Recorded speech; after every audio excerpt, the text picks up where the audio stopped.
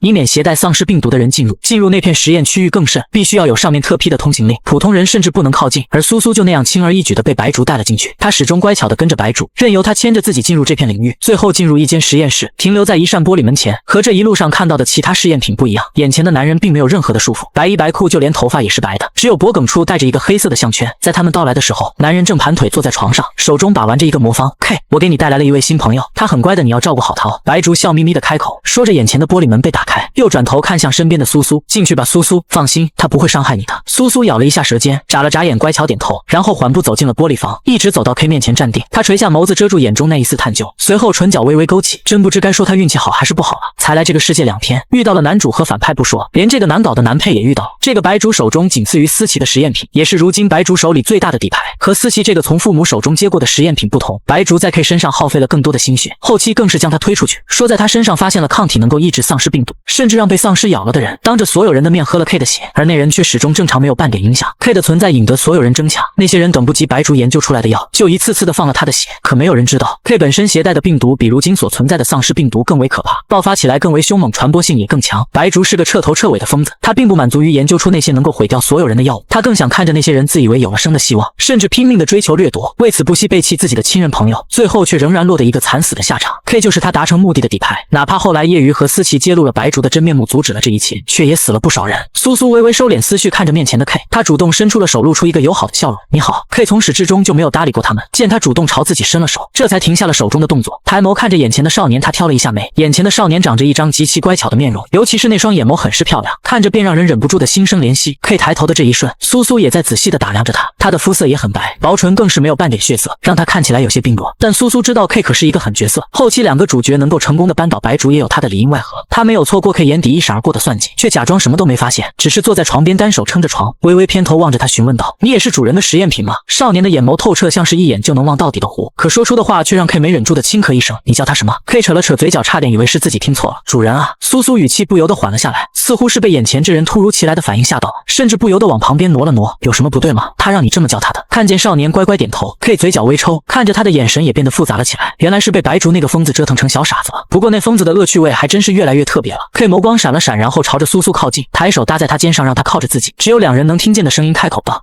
你说的没错，我和你一样都是他的实验品。你叫苏苏是吗？真是个可爱的名字啊。” K 轻轻一笑，不给他反应的机会，又继续开口：“苏苏，知道身为主人的实验品应该做什么吗？”苏苏茫然的摇头，下意识的询问：“该做什么？”少年身上似乎带着一股淡淡的香味，此刻又靠着他，那股香味就像是有着自我意识一样的往他鼻子里钻，让他完全忽略不掉。K 不由得抓紧了苏苏的肩，没有回答他，而是皱着眉反问道：“你喷香水了吗？”“没有啊。”苏苏鼻尖动了动，也跟着皱了一下眉，似乎是想不明白 K 为什么会突然这么问。“我身上有味道吗？”苏苏眼底的茫然和困惑不像作假。K 也压下了心中那些莫名的念头，只觉得这大概要是白竹弄出来的，毕竟眼前的少年和他一样都是白竹的实验品，那个疯子会搞出些什么来，没有人会知道。K 心中想着，竟莫名的对眼前的少年生出几分疼惜，但很快他就因为自己产生这样的念头觉得可笑，然后强压了下去。他这样的人连自保都做不到，竟然还能够疼惜别人，真是荒谬。只是原本还想要给苏苏洗脑，让苏苏代替自己主动去接受白竹那些实验的他，却难掩心头的一丝慌乱，到底是没有继续说下去。于是他也并没有发现，在他转过身的那一刻，苏苏悄无声息地勾起了唇角，眸中闪烁着微光。看来这个实验品还没有黑化的很彻底啊，这样就受不住了吗？苏苏 K 的好感度增加了10个点，不过他的反应好奇怪，你身上怎么会有香味？339皱着眉头嘀咕着，难不成他是个精神不正常的？苏苏心中轻笑，他没有闻错，我身上确实有香味，那是独属于我们魅魔的味道，能够引诱人心，让我们盯上的猎物心甘情愿的与我们沉沦于欲望之中。从刚到这个世界，339告诉他能够在可控范围内使用魅魔的能力的时候，他就开始有意无意的散发出那股淡淡的香，他把控得很好，这一点淡香不会让他们做出什么过分的事，却会让他们对他忍不住的生出异样的情愫和联系。他不着急，如果仅仅凭借着魅魔的技能，确实能够让他们心甘情愿的沉沦，可这样他们的好感度也不会升上去，那他就没办法品尝到自己想要的美味了，还得把自己给搭进去，简直是得不偿失。只不过这么直白点出来的还只有 K， 原来是这样。对了，苏苏，还有一件大事。什么事？苏苏疑惑，刚才突然发现丧尸王思琪有异能，在剧情里他可以变成见过的任何一个人。他和叶瑜暂时达成了和解，按照他们现在的速度，估计明天就会赶到基地来救你。可是苏苏，你要一直留在这里当白竹的实验品吗？他现在对你的好感度还不算高。339欲言又止，剩下的话没说完，但苏苏也猜到了白竹的确是个疯子，就是现在对他有些好感，但也不影响他做实验。苏苏看了一眼还在继续玩魔方的 K， 心中却已经在思考该怎么把体内那个芯片给处理掉，或许这会是他接近白竹的好机会，但这种完全不受掌控的感觉他可不喜欢。苏苏心中略微思索，有了一个新的计划。K 虽然在玩着魔方眼角的余光，却时刻注意着这边的情况，看着少年身处于如今的处境，竟还不知想到了什么笑了起来。他忽然也觉得有些好笑，看来是被白竹给骗回来的，还没有见识过他的真面目。K 心中嗤笑，算算时间应该也差不多了吧。果然没一会，换了一身衣服的白竹就推开门，出现在了他们面前。白竹的目光在他们身上流转，最后还是停留在 K 身上。走吧 K， 今天该试试 STR 了。K 轻啧了一声，将手中的魔方随手一丢，用那复杂的眼神看了一眼苏苏，然后起身跟着白竹离开。苏苏捡起他的魔方，这个魔方大概是 K 唯一的玩具了，也不知道转动了多少次，磨损还挺严重。他一直等了3个小时 ，K 才重新被送了回来，是他自己走进来的。白竹只是跟在他的身后，笑眼弯弯，真是没想到你这一次居然没有晕过去，好好休息吧，明天继续。K 面色苍白如纸，根本没有搭理白竹的心情。苏苏能够清楚地看见他紧紧地捏着床单，手背上青筋暴起，显然是在隐忍克制着。白竹居高临下地打量着 K， 手指掐住他的下巴，迫使他抬头和自己对视，语气冷淡中还带着警告意味。这样可不行啊，这么久了怎么还是学不乖呢？K 像是再也克制不住，直接一口血吐了出来。白竹身上的白大褂被血染红，可他也不嫌弃，只是笑着，这样才是乖孩子啊。苏苏沉默了片刻，怎么感觉这两人好像都在他面前做戏？他心中想着，眨了眨眼，不过一瞬间那双柔软的眸子就蓄起了泪水。主人，少年蜷缩在床边，小心翼翼地抓住了他的衣角，嗓音又轻又软，像是被吓着了。怎么了，苏苏？白竹微微偏头看着他 ，K 也偏过头，瞧见少年那晚若受了惊吓的兔子般的反应，他的眸光晦暗不明。这个疯子玩得越来越花了，下次还想让他这么配合，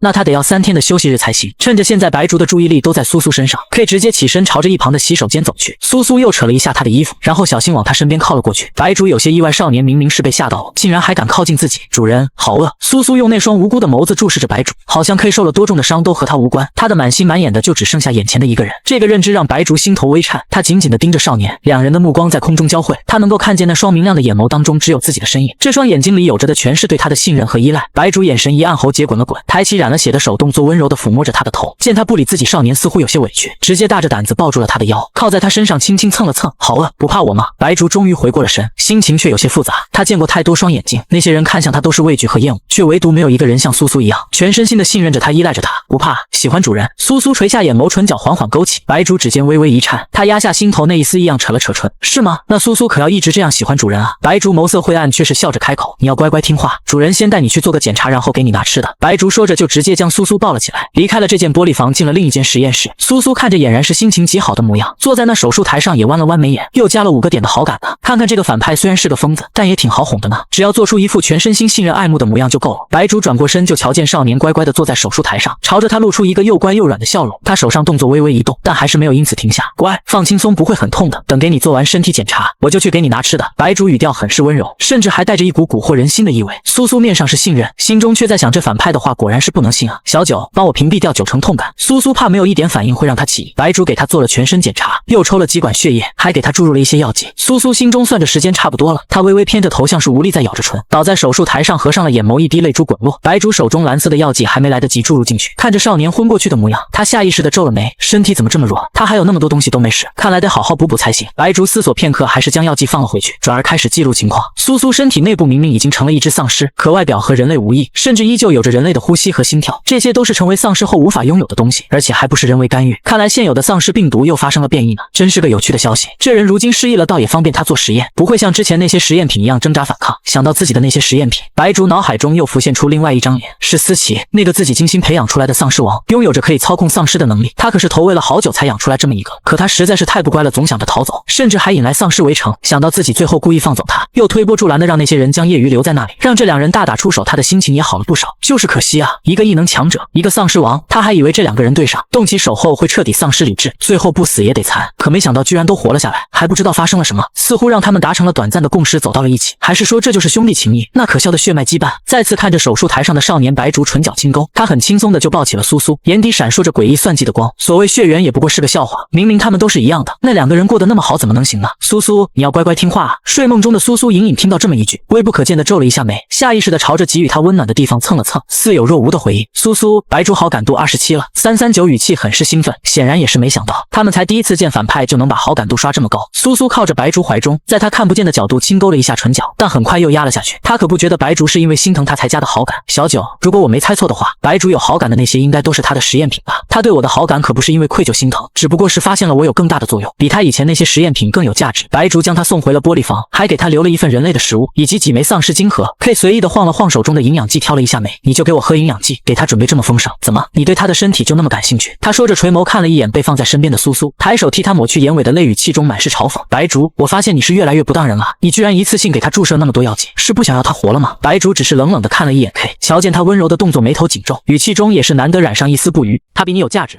所以照顾好他，如果他出了什么事，那就由你来代替他完成剩下的实验。白竹语气十分冷淡，甚至是少有的警告。他说着，更是毫不留情的紧紧捏住了 K 的手腕，手上用了十足时的力气，很快那白皙的手腕就多了一圈红痕。K 直勾勾的盯着他，眸中酝酿着一团说不清的情绪，良久之后，忽然低低的笑出了声。他语调十分散漫，既然那么在乎这个实验品，那为什么还要把它和我放在一起呢？你不会自己带在身边亲自照看吗？就像之前那个思琪，不过话说回来，到现在我都有点不敢相信呢，你竟然真的把他给放走了。K 说着话音忽然一转，唇角微微勾起，眼底闪烁着意味不明的光芒。既然现在你有了更好的实验品，不如也将我放了算了。你知道的，我可不会像那个思琪还想着要报复。K 语气中满是玩味，话虽然是这么说，但他也比任何人都清楚，白竹不会放他离开。果然，白竹只是冷冷地看了他一眼，随后收回了手，转身离开。K 看着他离开，也只是哼笑一声，又将注意力放到了陷入昏迷的少年身上，眼中划过一丝毫不加遮掩的嫌弃。真是个小傻子，现在知道他不是什么好东西了吧 ？K 随意地扯过一旁的被子给他盖上，替他理了理凌乱的碎发，又叼着营养液喝了起来。苏叔醒来的时候看到的就是坐在床边守着自己的 K， 他坐了起来 ，K 也只是看了他一眼，随手拿过旁边的金盒丢给了他。既然醒来了，那就赶紧吃点，别真把自己给折腾死了，到时候白竹那个疯子又得来找我的麻烦。K 语气十分冷淡，甚至还带着些恶劣的笑意。他实在是看不惯有人因为白竹那副虚伪的面孔而信任他依赖他，尤其是这个小傻子还这么好骗，白竹说什么就是什么，一口一个主人还叫得那么亲昵。K 想着也是按了下来，也透着一丝不悦。他更是直接起身将金盒随手丢到苏叔怀里。谢谢。苏叔捏着金盒仔细打量了一番，然后朝 K 露出一个笑。K 显然是没想到他还会朝自己道谢，愣了一下，随后转过身，居高临下的看着苏叔。他裹挟着一股压迫感，微微俯身，笑容中藏着算计。谢吗？那想好怎么道谢了吗？光是嘴上说说怎么能行吗？苏叔并没有被他突如其来的动作吓到，只是歪了歪头，眼底是些许困惑，似乎在认真思考该怎么道谢。我好像没什么可以给你的。苏叔喃喃自语，想了想，他将手中的丧尸金盒分了大半塞到 K 手里。少年漂亮的眸子亮闪闪的，里面盛满了细碎的光和笑意，让 K 也不由得晃了神，握紧了手中的金盒。这个给你。说你是个小傻子，你还真是个傻子。K 知道少年是认真的，一时间心情有些复杂，这么重要的金盒说给就给他了。他冷哼一声，压下心头那股复杂的情绪，捏了捏手中的金盒，却没有还回去的打算。记住，是你主动给的，可别到时候又找他来要。K 垂眸看着手中的金盒，薄唇几乎抿成一条线。既然已经到了他手里，那他就不会再还回去。苏叔跪坐在床上，又扯了扯他的衣服。K 冷笑一声，怎么，后悔了吗？不是，我是想问，你吃这个吗？苏叔指了指那份人类的饭菜。K 沉默片刻，不吃，我喝营养液。他虽然是这么说着，可目光还是落到了那份并没有过多关注的食物上。如今是末日，白竹给他准备的食物却很丰盛，一荤两素一汤放在恒温托盘上，也只有白竹在末日中才会有这样的待遇了。可不管是末日前还是末日后，他都已经太久没有尝过人类的食物了，几乎快要忘记那是什么味道。这样，我本来还想请你和我一起，如果你不喜欢的话，那就算了。苏叔在 K 没看见的地方悄无声息地勾了一下唇角，又很快压了下去。K 没有回答，只是默默走到一旁坐下，玩弄起了自己的魔方。苏叔却端着饭菜走到他面前，软着声音，带着些撒娇意味的开口：“一起吃吧，我一个人好无聊的。”K 到底是没能够抵抗住人类食物的诱惑，他想只尝一点点，他只是太想知道除了营养液以外的其他食物的味道了。K 喉结滚动，到底是没拒绝苏叔的请求。苏叔看着那缓慢增长的好感度，眼底的笑意更深，也越发的真诚。K 也难得好心情的勾了一下唇角，不带任何的嘲弄玩味，味道还算不错，比营养液好多了。看来这个后期黑化严重的实验品，现在还是个很好哄的小孩啊。苏叔心中感叹。339颇为认同的开口，他在这里接触到的人本就不多，从小到大面对的也只有那些冰冷的仪器和各种药剂实验，属于极度缺爱的一种。根据系统检测，这样的人一般都会分化成两个极端，要么是自私自利，怎么也捂不热，无论付出多少都是徒劳，要么是只需要一点点的善意就能够填满他的心。叔叔，这个 K 很明显是属于后者，不过是和他分享一顿饭，好感度就涨到了35%，他对你的好感度增长是最快的。339说着想了想，又认真建议道，或许你可以先把反派放一放，先攻略这个 K。 虽然他不是主角和反派身上的气运也不比他们浓厚，但好歹是一个重要的配角，想来也不算差。苏叔对他的话十分认同，可面上却没有显露出半分异常。他不可能几个人一起攻略，当然是要优先选择最好攻略的那一个，不然他可是会一直饿着的，那种感觉实在太难受了。K 虽然要差一点，但也比没有要好。苏叔心中想着，单手托着头，另外一只手戳了戳 K 食物鼓起来的腮帮子，笑眼弯弯。你干什么？ K 皱着眉，却并没有阻止苏叔的动作，鼻尖依旧是那股淡淡的香味，让他一瞬心乱。苏叔眨了一下眼，十分认真的开口，有没有人说过哥哥你很好看？根据两个世界的经验，他发现这些人似乎都十分喜欢听他叫哥哥。虽然不知道 K 吃不吃这一套，但试一试是没问题的，反正只是一个称呼而已。K 从来没有和谁有过这样亲密的接触和举动，更不要说是哥哥这样的称呼。以前除了白竹，他接触最多的是思琪，虽然不是相看两生厌，但也不至于做到这一步。K 身体僵硬的微微点头，事实上，此刻的他大脑有些混乱，脑海中的画面又多又杂，根本听不清苏叔在说什么，也不知道自己回应了些什么。直到他说要休息的时候，苏叔看着房间里只有一张床，想了想，还是爬上床钻进了被窝。他能够感受到自己现在是十分清醒的，又想到之前339告诉他他如今体内被植入了芯片，只要白竹想就能够控制他回到他身边的话。苏叔眸光一暗，所以他之前会突然觉得困倦，是因为芯片的原因吗？上次339似乎还没有给他答案。小九，我体内的芯片可以解决吗？啊，你之前提到的时候我就看过了，这个是可以解决的，但是会被白竹发现不对。不过我可以帮你隐藏一下，然后盯着他，他有什么东西我都会提醒你，你可以继续装作被芯片控制着。339说着便准备将苏叔体内的芯片给解决掉。这个芯片是苏叔可以接近白竹的契机，平时对他也不会造成影响，但终归是个隐患，所以他可以继续装作无事发生，继续装作可以被白竹控制，但是在关键时刻必须要拥有自己选择的能力。他眼底划过一丝暗光，唇角微勾，小九，谢谢你。不客气哦，叔叔。可以从洗手间出来看到的就是床上鼓囊囊的一团，他陷入了沉默。他和思琪不同，思琪被白竹完全改造成了丧尸，甚至成了丧尸王，而他勉强还算是个人类，也是需要休息的，尤其是在被研究过后。只不过这么多年了，还从来没有和谁一起睡过，他自然也不可能因为一个刚来的少年就把床让出去，自己去躺地上。K 眯了一下眸子，也不知道白竹是不是故意这么安排的。他压下心中的怀疑，走到床边，盯着床上那鼓囊囊的一团看了一会，也翻身上床。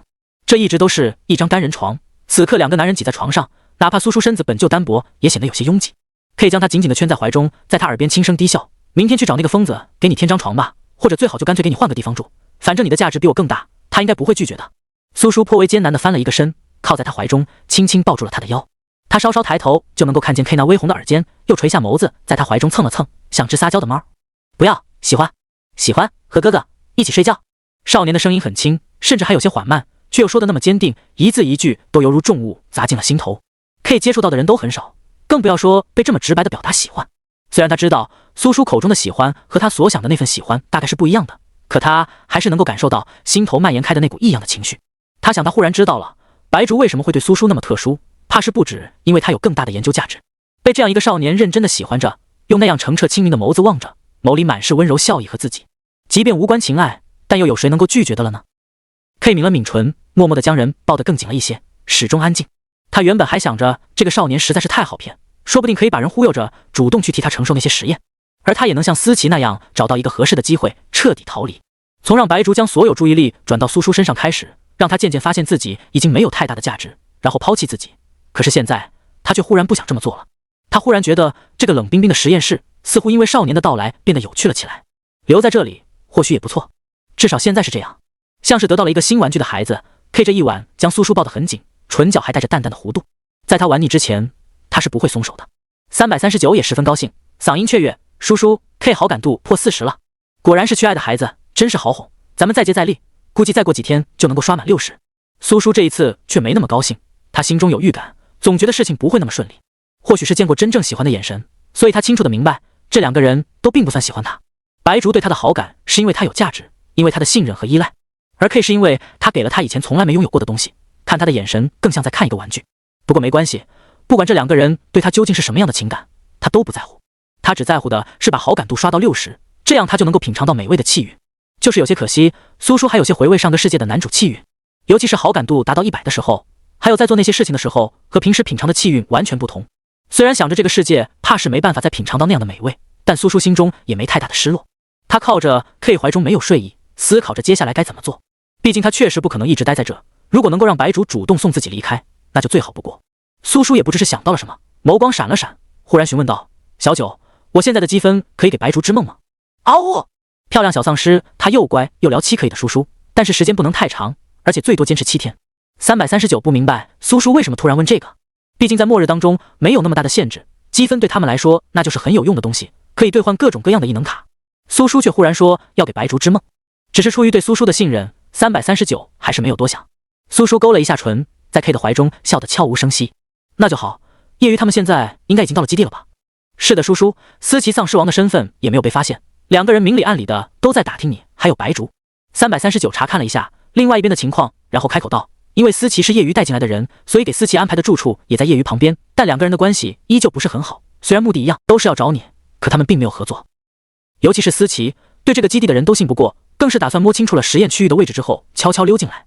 339说着，语气中也染上了些许的担忧。可是叔叔，按照他现在的情况，这个时候到白竹的地盘上来，大概率会重新变回白树的实验品。而且思琪现在的黑化值很高，又是男主，我担心他会做出什么过分的事情，甚至导致整个世界崩塌。他可不想他们都还没有获得多少的气运，就导致世界崩塌，被迫离开。苏叔眯了眯眸子，也只是淡淡的回应，不着急。思琪虽然做事情不顾忌，但也不是蠢的，不会在什么准备都没有的情况下就直接跑到这来。你先去给白竹编个梦，把原剧情当中后面的部分真假半参，让他知道叶瑜和思琪两兄弟相认之后的兄弟情深。白竹作为9天基地最特殊的存在，对于基地的事情自然是知道的一清二楚，他自然也会知道叶瑜和思琪都找了过来。白竹不但是个疯子，还是个缺爱的疯子，从小被自己的亲生父母当成实验品，遭受了那些非人的折磨。如今要是让他看到原本同为实验品的两兄弟现在过得极好，必然是会不甘心的，也会想方设法的破坏，不然他也不会在不好控制思琪的时候顺势将人放走，甚至在后期多番挑拨，只为了看他们两兄弟自相残杀。苏叔眼神暗了暗，白竹不会甘心放任他们两个相认，在这种时候将他重新送回他们身边去，挑拨他们的关系，让他们继续自相残杀，是最好的选择。只是他怕白竹还会用别的法子，所以在让339之梦的时候，甚至给白竹加了些心理暗示。确定自己的目的达到了，苏叔透过系统的光屏看着睡梦中紧皱起眉头的白竹，这才满意的勾了唇角。接下来的好几天，白竹都没有表露出任何异常，依旧会将他和 K 分开带走做实验。可他却明显的感觉到白竹面对他的时候，眼神变得越发不对劲了，甚至不再像最开始那样恨不得把所有的药剂都在他身上试一试。在白竹直勾勾的望着他，明显是有些出神，不知道在想些什么的时候，苏叔眼睫微颤，小心翼翼的伸出手握住了白竹的手，抿了抿唇，带着些试探的轻声开口道：主人，我是不是让你失望了？苏叔说着，目光落到了白竹手中的那一纸资料上。不得不承认，待在白竹的实验室也是有好处的，他不需要自己去和那些丧尸厮杀，就能够获得不少的丧尸晶核。他如今已经不再是普通的丧尸，在这么多天的晶核喂养下，他已经成了3级丧尸。外表看着依旧没有什么不同，但动作和说话不再像以前那样迟缓。白竹不在的时候，他就一直缠着 K， 直白又热烈地表达自己的喜爱，同吃同睡。在他虚弱被送回来的时候，更是会守着他照顾他。短短几天的时间 ，K 对他的好感度更是直线上升，已经达到了55。不过似乎是因为察觉到了自己对他的异样情绪，这2天倒是有些躲着他了，就连对他的好感也是压抑着。看向他的眼神混杂着各种复杂的情绪，像是在压抑本性的猛兽。苏叔对此毫不在意，他现在更在意的是白竹的想法，毕竟他不可能真的让思琪重新落入白竹的手中。想着这2天白竹的反应，苏叔心中轻笑，应该也差不多了。他收敛了思绪，又轻轻地抱住了白竹的腰，靠在他怀中小声开口：对不起主人，我是不是很没用啊？这几天在白竹想对他做些什么的时候，他都十分的配合。这么一个乖巧听话、价值还大的实验品，倒是让白竹心情很好。所以在他偶尔提出一些不算过分的要求的时候，白竹都会满足他。譬如在 K 因为某些事物受伤后，他会向白竹索要一些药物，不过也是为了刷 K 的好感度。只是每次他这么做的时候，白竹似乎都不大高兴。苏叔想不通是为什么，毕竟这2天增加了一些，白竹如今对他的好感度也就才40。在他眼里，自己也只是一个有着极大利用价值的实验品，可他却不喜欢自己和 K 走得太近，偏偏又没有将他们分开。苏叔将白竹的腰抱得更紧了，白竹没有说什么，他也不再开口，就这么安安静静地抱着。他心中算着时间，大概是过了5、6分钟，白竹才缓缓地抬手抚上他的头，动作很是温柔，眼底闪烁着晦暗不明的光。白竹语调亲昵温柔，几乎是哄着人开口：叔叔乖，怎么会没用呢？你可是我最有用最满意的实验品。不过现在我有一件事情想让你去做，但是这件事很危险，你愿意吗？苏叔眉眼含笑，他知道是自己的计划成功了，越是毫不犹豫地点头，澄澈的眸子中满是认真和坚定。当然，只要主人需要，我做什么都没关系的。白竹喉结滚动，心头思绪复杂，他也说不上来是为什么，明明是有其他的手段和办法去让那2个人再次反目成仇的，可心中却下意识的想让苏叔去挑拨他们。或许是因为那2人这几天都在寻找苏叔的痕迹，甚至明里暗里的想要进入他的实验领域来探查，所以让苏叔去是最合适不过的。让他们最在乎的人背叛他们，就像当初被背叛抛弃的他一样，很有趣的，不是吗？虽然不知道在他离开之后他们究竟发生了什么，可他们那么在乎苏叔，偏偏被他们那么在乎的少年，此时此刻却是他的实验品，坐在他的眼前，用这样亲密的姿态拥着他，心里眼里都只有他一个人，会温温软软的叫他主人，会对他笑，对他撒娇。白竹脑海中浮现出这段时间和苏叔相处的画面，浮现出少年的笑容和那抱着他撒娇的话语，没忍住的，他眼底也荡开了一抹笑意，唇角勾起浅浅的弧度。从父母最出色的实验品成为人人敬仰的白博士，白竹几乎所有时间都在实验室中度过的，在他的眼里，能够让他重视和在乎的只有完美的实验品。只是此刻的他忽然意识到，似乎有些东西比那些实验更有趣。理智告诉他，苏叔是最完美的实验品，他身上绝对有他想要的东西，他不能够将这个人放出去，一定要放在眼皮子底下守着才行。可是这2天看着少年露出痛苦的神情，他就愈发有些下不去手。白竹深深地盯着苏叔，双手捧着他的面庞，对上少年那双略带迷茫的眸子，鬼使神差般，他垂眸低头，顺从自己内心深处的渴望，在那薄唇上落下一个极其轻柔的吻，如同蜻蜓点水，转瞬即逝，只留下些许温度。一时间，2人之间的气氛都变得极有其暧昧。苏叔呆愣地看着白竹，似乎不明白他为什么突然这么做，只是眨了眨眼。主人，怎么了？白竹往后退开一步，压下了眸中深处翻涌着的疯狂晦暗。他平复了情绪，笑着开口：“没什么。”刚才的情绪是他从来没有过的，那种渴望和欲念掺杂，那样复杂又疯狂的情绪，让他恨不得在眼前的少年身上里里外外都留下属于自己的痕迹和气息。可是这样不行，这只是一个让他满意的实验品而已，他怎么能够让一个实验品轻而易举地波动自己的情绪？白竹心中想，或许确实该借着这个机会将人送走一段时间。反正苏叔现在早就没有了以前的记忆，那么信任他、依赖他，又有芯片的控制，他就是苏叔唯一的主人。苏叔会服从他的一切命令和安排，只要他想，也能够随时将人给带回来。白竹心中这样想着，又觉得没什么了。今天晚上我会带你去见那两个人，你接下来要做的就是跟在他们身边，找准时间和机会，让他们两个反目成仇，自相残杀。他抬了抬眸子，居高临下的盯着苏叔，语气冷淡又疏离，好像刚才一瞬间的温情暧昧都是错觉般。记得要保护好自己，不要暴露自己的身份和我们之间的关系，更不要相信他们。毕竟那两个人可是不是什么好东西，之前也是因为他们我才会弄丢你，而你的身份又那么特殊，我怕他们知道了会伤害你，所以千万不要听他们的话，不管他们表现的有多么在乎你，但你能相信的只有主人知道吗？白竹一字一句耐心的哄着，他之前也想从苏叔那里知道他们之间究竟发生了什么，奈何苏叔却全忘了。白竹原本就想将苏叔变为自己的实验品，给他植入的芯片也是第一次使用，所以他并不清楚这个芯片是否会有些副作用。只是苏叔这样信任依赖他，想必也不会瞒着他，更何况根本没有瞒着他的必要，看来是真忘了发生了什么。不过没关系，忘了也好，这样他就可以任意发挥了。叔叔一定要藏好自己的身份，如果他们打起来了，要躲得远远的，千万不要让自己受伤。白竹继续温柔地哄着，他想，或许他这番话是带了几分真情实意的，不过也只是因为在乎自己的实验品而已。被发现了也不要硬撑着，就立刻回来找我，你的安全才是最重要的，知道了吗？苏叔心中暗戳戳想着，这简直就是扑啊，可面上并没有表露出半分，而是乖乖的点头应了下来。白竹也不想夜长梦多，于是很快就安排好将人给送走了。他并没有直接将人送到他们两个的身边，而是让他躺在了这片实验区域防守最为薄弱的边缘。9天基地的高层都极其重视这片实验基地，知道白竹留在这里后，就连其他基地也派了负责人过来。思琪这2天越发的不安，毕竟他曾经就是白竹手里的实验品，自然知道苏叔被抓回去后会经历怎样的折磨。他不知道自己为什么会那么在乎一个少年，或许是因为那人救了他，又或许是因为别的缘故。可他心中只有一个念头，那就是将苏叔带回来，绝对不能让任何人伤害。在他实在找不到其他法子的情况下，这2天都在寻找防守最薄弱的时间和地方，自然而然的也就发现了在那边缘地待躺着的苏叔。思琪瞳孔骤然一紧，唇瓣微微一颤，可速度却没有半点慢下来。他以最快的速度跑到了苏叔面前，将他小心翼翼地抱起。看着原本白净乖巧的少年，此刻身上却多了不少的伤痕，他的心也像是被一只无形的手紧紧捏住，近乎于窒息。思琪咬了咬牙，目光深沉地盯着远处，含着恨意。白竹，他绝对不会放过白竹。然而现在更重要的还是苏叔的伤。思琪即便是恨不得现在就引来丧尸围城，逼迫白竹再次逃离，并且借着这个机会杀了他，却也不得不压下心中暴力的念头，赶紧抱着苏叔回去处理伤口。再次看着怀中的少年，思琪眸光瞬间柔和了下来，满是疼惜。嗷！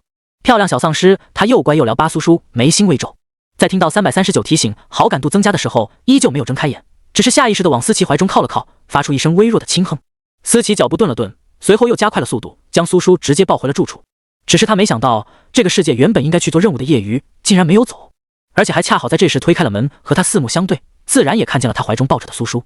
叶鱼眼眸亮了亮，下意识的想要从思琪怀中把人给接过来，然而思琪却只是紧紧的抱着苏叔，略带警惕的看了一眼叶鱼，往后退开一步，语气淡淡的开口：这段时间多谢你的帮忙，既然我已经找到他了，那我自然会带他离开，不会给你添麻烦。至于你，奉劝你一句，离白竹那个疯子远点。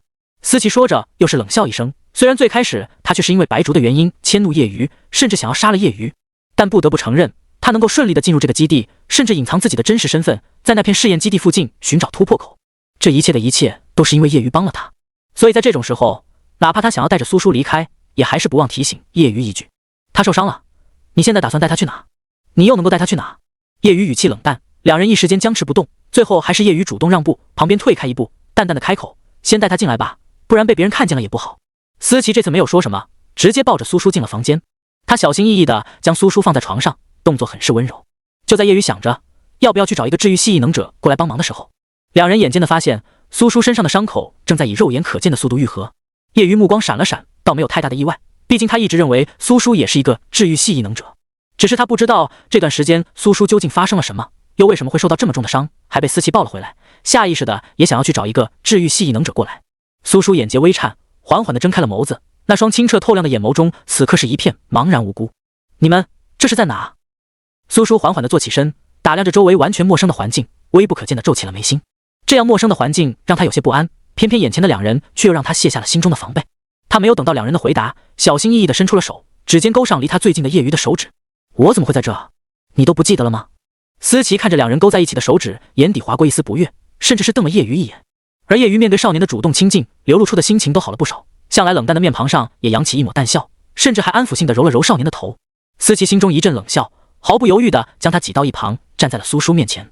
苏叔瞧着他们的模样，有些想笑，但还是忍了下来，面上依旧是那副纯良无害的样子。他眨了眨眼，紧皱着眉头，似乎在认真思索些什么片刻之后，才缓缓开口：我只记得我叫苏叔，还记得你们，还有什么？我不记得了。苏叔轻声喃喃着，像是在和他们说话，又像是在自言自语，坐在床上蜷缩起了身子，双手抱着头，浑身都在发颤。好看的眉皱得更紧，几乎要拧出一个川字，眉眼之间流露出的都是因为想不起来那段丢失的记忆而痛苦的情绪。思琪根本没有过度怀疑，毕竟他比任何人都清楚白竹那些变态的手段。见苏叔有些痛苦，更是连忙抱住了他，将他的头按在自己怀中，放软的声音轻声哄着：好了，叔叔乖，想不起来就不要想了，没关系，以后哥一定会保护好你，绝对不会再让你受到任何伤害了。思琪说到后面又想到了白竹，几乎是咬牙切齿的开口。一想到自己承受过的那些痛苦折磨也会落到这样脆弱无害的少年身上去，心中对白竹的厌恶也就更深了些。他咬了咬牙，身上暴力的气息几乎要藏不住。叔叔你快说些什么，快点安抚一下思琪，他的黑化值还在直线上升，我还检测到基地外面忽然多了很多丧尸，估计就是他无意识引过来的。339连忙开口道，再这样下去的话，这个基地也会被丧尸包围的，虽然这里有不少异能者，但更多的还是普通人，我们不能让思琪这样下去。毕竟思琪的身份是男主，如果他真的黑化，甚至无意识的引来丧尸再次围城，那事情就难办了。苏叔目光闪了闪，却只是抬手环住了思琪的腰，在他怀中轻轻蹭了蹭，然后小声开口道：我相信哥哥，我也会保护好哥哥的，虽然不知道究竟发生了什么，但是我现在还好好的呀，哥哥可不可以不要生气，我怕。苏叔这话说的委屈又可怜，还带着些撒娇的意味，让思琪的心瞬间就软了下来。对上思琪那双眼睛，苏叔心中轻笑，果然还是很好哄啊。他以为这件事情就这样糊弄过去了，可没想到下一刻又听见339焦急的声音在脑海当中响起：不是，叔叔，叶鱼也有黑化的迹象了，明明他对你的好感度是这些人里面最低的。339似乎有些抓狂，更是不解的开口：就算你失踪的这段时间他断断续续的增加了一些好感，可现在也就才35点，他好端端的黑化什么？339不能理解，也想不明白。叶鱼那眼神他都不需要检测就看得出来，叶鱼黑化的迹象是因为思琪和苏叔靠得太近，可明明好感度都没有到60、30的好感度也只不过是对一个朋友的好感而已，为什么会因为这个黑化？苏叔显然也是想到了这一点，他愣了一下，下意识的抬眸看向了叶鱼，在和他视线对上的瞬间，叶鱼收回目光，淡淡的开口道：既然找到了叔叔，那就先让他留在这里休息2天吧，我要带他离开。叶鱼，你应该也清楚他为什么会变成现在这样，为什么会受伤，你凭什么觉得我还会放心的将他留在这里？思琪嗤笑一声，语气中满是不屑和嫌弃。他和苏叔的身份都过于特殊，而这个基地又有白竹，能够忍着没有引那些丧尸过来围城弄死白竹，就已经是他的极限了。他不可能和苏叔继续留在这里。那你也应该清楚，你把他带回来了，白竹肯定不会放过他。你要是在这个时候将他带走，一定会被发现。叶雨语气依旧冷淡，毕竟白竹和他们不同，他如今在基地当中，甚至可以说是所有人信仰一样的存在。只要白竹一句话，那么他们要应对的就是整个基地的人，还有其他基地这2天派过来的人。如果不做足准备，他们是绝不可能从这些人手中全身而退的。所以先让他在我这里藏2天，探一探外面的风声，确定没问题之后，才能够把他送走。叶鱼说着，目光也落到了苏叔的身上。苏叔只是朝着他露出一个乖巧的笑容，似乎完全不知道自己面对的是什么。思琪深深地看了一眼叶鱼，轻哼一声，这一次到底是没有反驳。毕竟在知道叶鱼也讨厌白竹的时候，他对他的态度就已经好了不少。如今也只是顺着他的话继续开口道：好，那就按你说的做，不过从今天开始我也要搬到你这里来，待会就去把东西给收拾回来。我这里就1张床。叶鱼语气中难得染上了些不悦。哼，1张床又怎么了？你这张床挺大的，挤一挤也行。再说了，将他一个人放在你这里，我也不放心，谁知道你会对他做什么？思琪说着，毫不犹豫地翻了个白眼，可是他的目光触及了怀中的少年时，却顿了顿，唇角微扬。叶鱼知道思琪的脾气，他决定的事情谁都没办法阻止，也不想将这件事情闹得太大，让别人知晓苏叔在这里，最后也只是冷着脸同意了下来。苏叔对此倒是毫不在意，一整天都用那双亮闪闪的眸子直勾勾地盯着思琪，甚至可以说是黏着他。或许是因为他的目光太过于炙热直白，倒是让思琪也生出了一股异样的情绪。只有339知道，苏叔这么做的原因是因为思琪现在对他的好感度最高。339看着不断增长的好感度，雀跃地开口：“叔叔，叔叔，思琪好感度已经58了，还差一点点就可以破60，要不咱们再接再厉做点什么吧？”苏叔听着339的话，只在心中轻轻应了一声。到了晚上，叶瑜到底是不想和他们两个挤在一张床上，总觉得这样心里有些不痛快，却又说不上来是为什么，像是有什么东西堵在那里一般。他是这个基地极为少见的多系异能者，本身实力也强，之前为基地做的贡献也不少，分配到的住处也是设备齐全。所以看着思琪当真坐在床边没有半点要走的意思的时候，他也只是抱着被子去了沙发。思琪哼笑一声，看着这一幕却没有半点意外，毕竟这段时间的相处他也知道叶瑜是不爱与人相处的，更不喜欢和别人亲密接触，所以根本不可能跟他们挤在一起睡。不过这样也好，这样他就可以独自抱着苏叔了。哪怕他心里清楚他们两个都是丧尸，根本不需要休息，但那又如何呢？他就是想要和苏叔靠得更近一点，想要多碰碰多抱抱，甚至还想要做出一些更过分的事情。思琪也说不上来自己究竟是什么时候对苏叔有的那些念头，或许是从第一次见面开始吧。明明上是没有心跳，可他却能够清晰地感受到自己心动了，那种感觉太过于奇妙，以至于最开始察觉到那种念头出现的瞬间，他也只是深深地压了下去。但是现在他不想再克制了，失而复得，让他迫不及待地想要靠近少年，将人卷入自己的怀中，将人带走。如今的末日，人类不是毫无退路，只是丧尸数量太多，再加上那些植物动物也开始变异，根本不是他们能够招架得住的。思琪抱着苏叔，眼神暗了暗，心中却在盘算着，能找个合适的机会将他带走之后，应当去啊。毕竟在这末日当中，只要不靠近这些人类基地，处处都是他们的容身之地。哥哥，苏叔抱着思琪的腰，靠在他怀里，心中思考着应该怎样将最后2点好感度给刷上去，这样他就能够品尝到主角气运了。或许是因为思琪现在的好感度不算低，他已经能够清晰地感受到一点，那丝丝缕缕勾人的气运让他忍不住的心动，想要现在就好品尝一番。苏叔喉结滚了滚，眼底染上一丝异样的情绪。思琪不知是不是自己的错觉，总觉得一股淡淡的香味在鼻间萦绕，偏偏又在这时听到了少年的轻声低喃。他心头微紧，似乎有什么东西在不断的蔓延，疯狂的增长。思琪动作温柔的抬手抚上苏叔的面庞，眼底带着他看不懂的情绪。苏叔颇为无辜的歪了歪头，心中却知道时间差不多了。于是在思琪还没回过神来的时候，他微微仰起头，柔软覆盖上薄唇，明明是那样的冷，却似乎染上了一丝温度。思琪瞳孔骤然一紧，扣住少年腰间的手也下意识地加大了力气。思琪好感度+5，当前好感度已到达63，叔叔好好品尝这份美味的气运吧，我就先下线了。339只留下这么一番话，就没有了声音。苏叔眼眸亮了一瞬，又一次主动地吻了上去，和刚才蜻蜓点水般的吻不一样，这一次他是冲着那几乎要化为实质的气运去的。呜，思琪眼神逐渐凶狠，回过神来之后便是立刻反客为主，攻略城池。苏叔轻轻喘息着，含着泪光的眸子有些迷离，却不愿意放弃。他抬手附上思琪的面庞，动作很是温柔，轻声喃喃，眼神也是变了变。哥哥，嗷呜！漂亮小丧尸，他又乖又了久这样美味的气运啊，他还没有尝够呢，才不要放手。叔叔，你知道自己在做什么吗？思琪嗓音有些嘶哑，像是在极力地克制着自己的情绪。他不知道苏叔为什么会突然这么主动，虽然他对苏叔也有这方面的情谊，却不希望苏叔会后悔。只可惜339已经下线，不然苏叔必然会听到此刻思琪的好感度不断增长的声音。然而现在的他并不在乎这些，只是翻了个身压在思琪身上，又一次俯身主动吻了上去。哥哥，我很清楚。他在思琪耳边低喃着开口，哥哥好香。他只是实话实说，毕竟他现在能够尝到思琪身上的气运，那香甜诱人的气息确实让他有些难以招架。思琪呼吸一滞，终于不再克制。然而就在他解开了苏叔衣服的时候，房间的门却忽然被推开。叶瑜站在门口，冷冷地看着房间里的一切。苏叔察觉到动静，也只是怔愣地回头，和门外的叶瑜就那样对上了目光。他眨了一下眼，唇角刚因为一点气运而满足勾起的弧度也压了下去，显然是有些不高兴叶瑜在这个时候过来打扰。毕竟叶瑜现在是那些人里面对他好感度最低的一个，他还不知道什么时候才能够品尝到他身上的气运。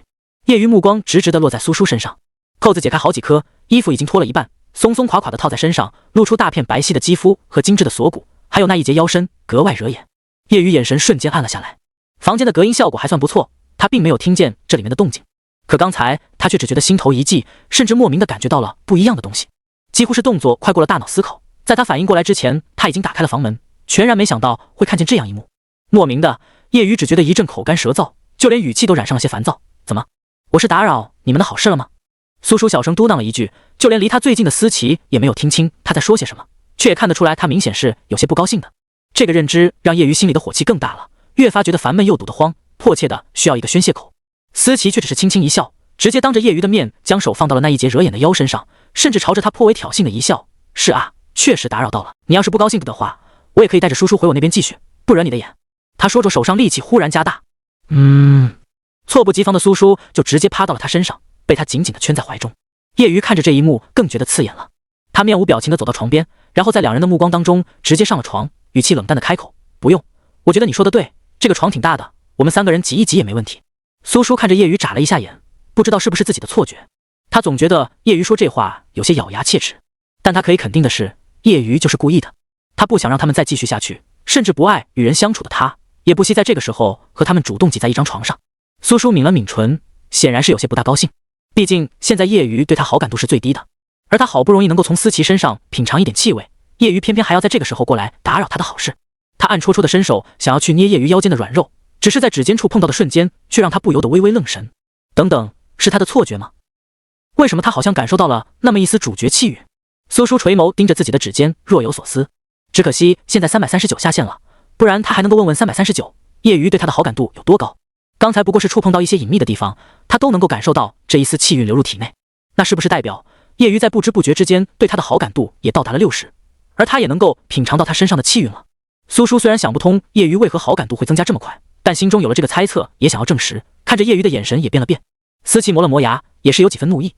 他本来想要抱着苏叔离开，奈何叶瑜却像是看穿了他的念头，慢悠悠的开口道：你可以现在带着他离开，如果你出得了这扇门。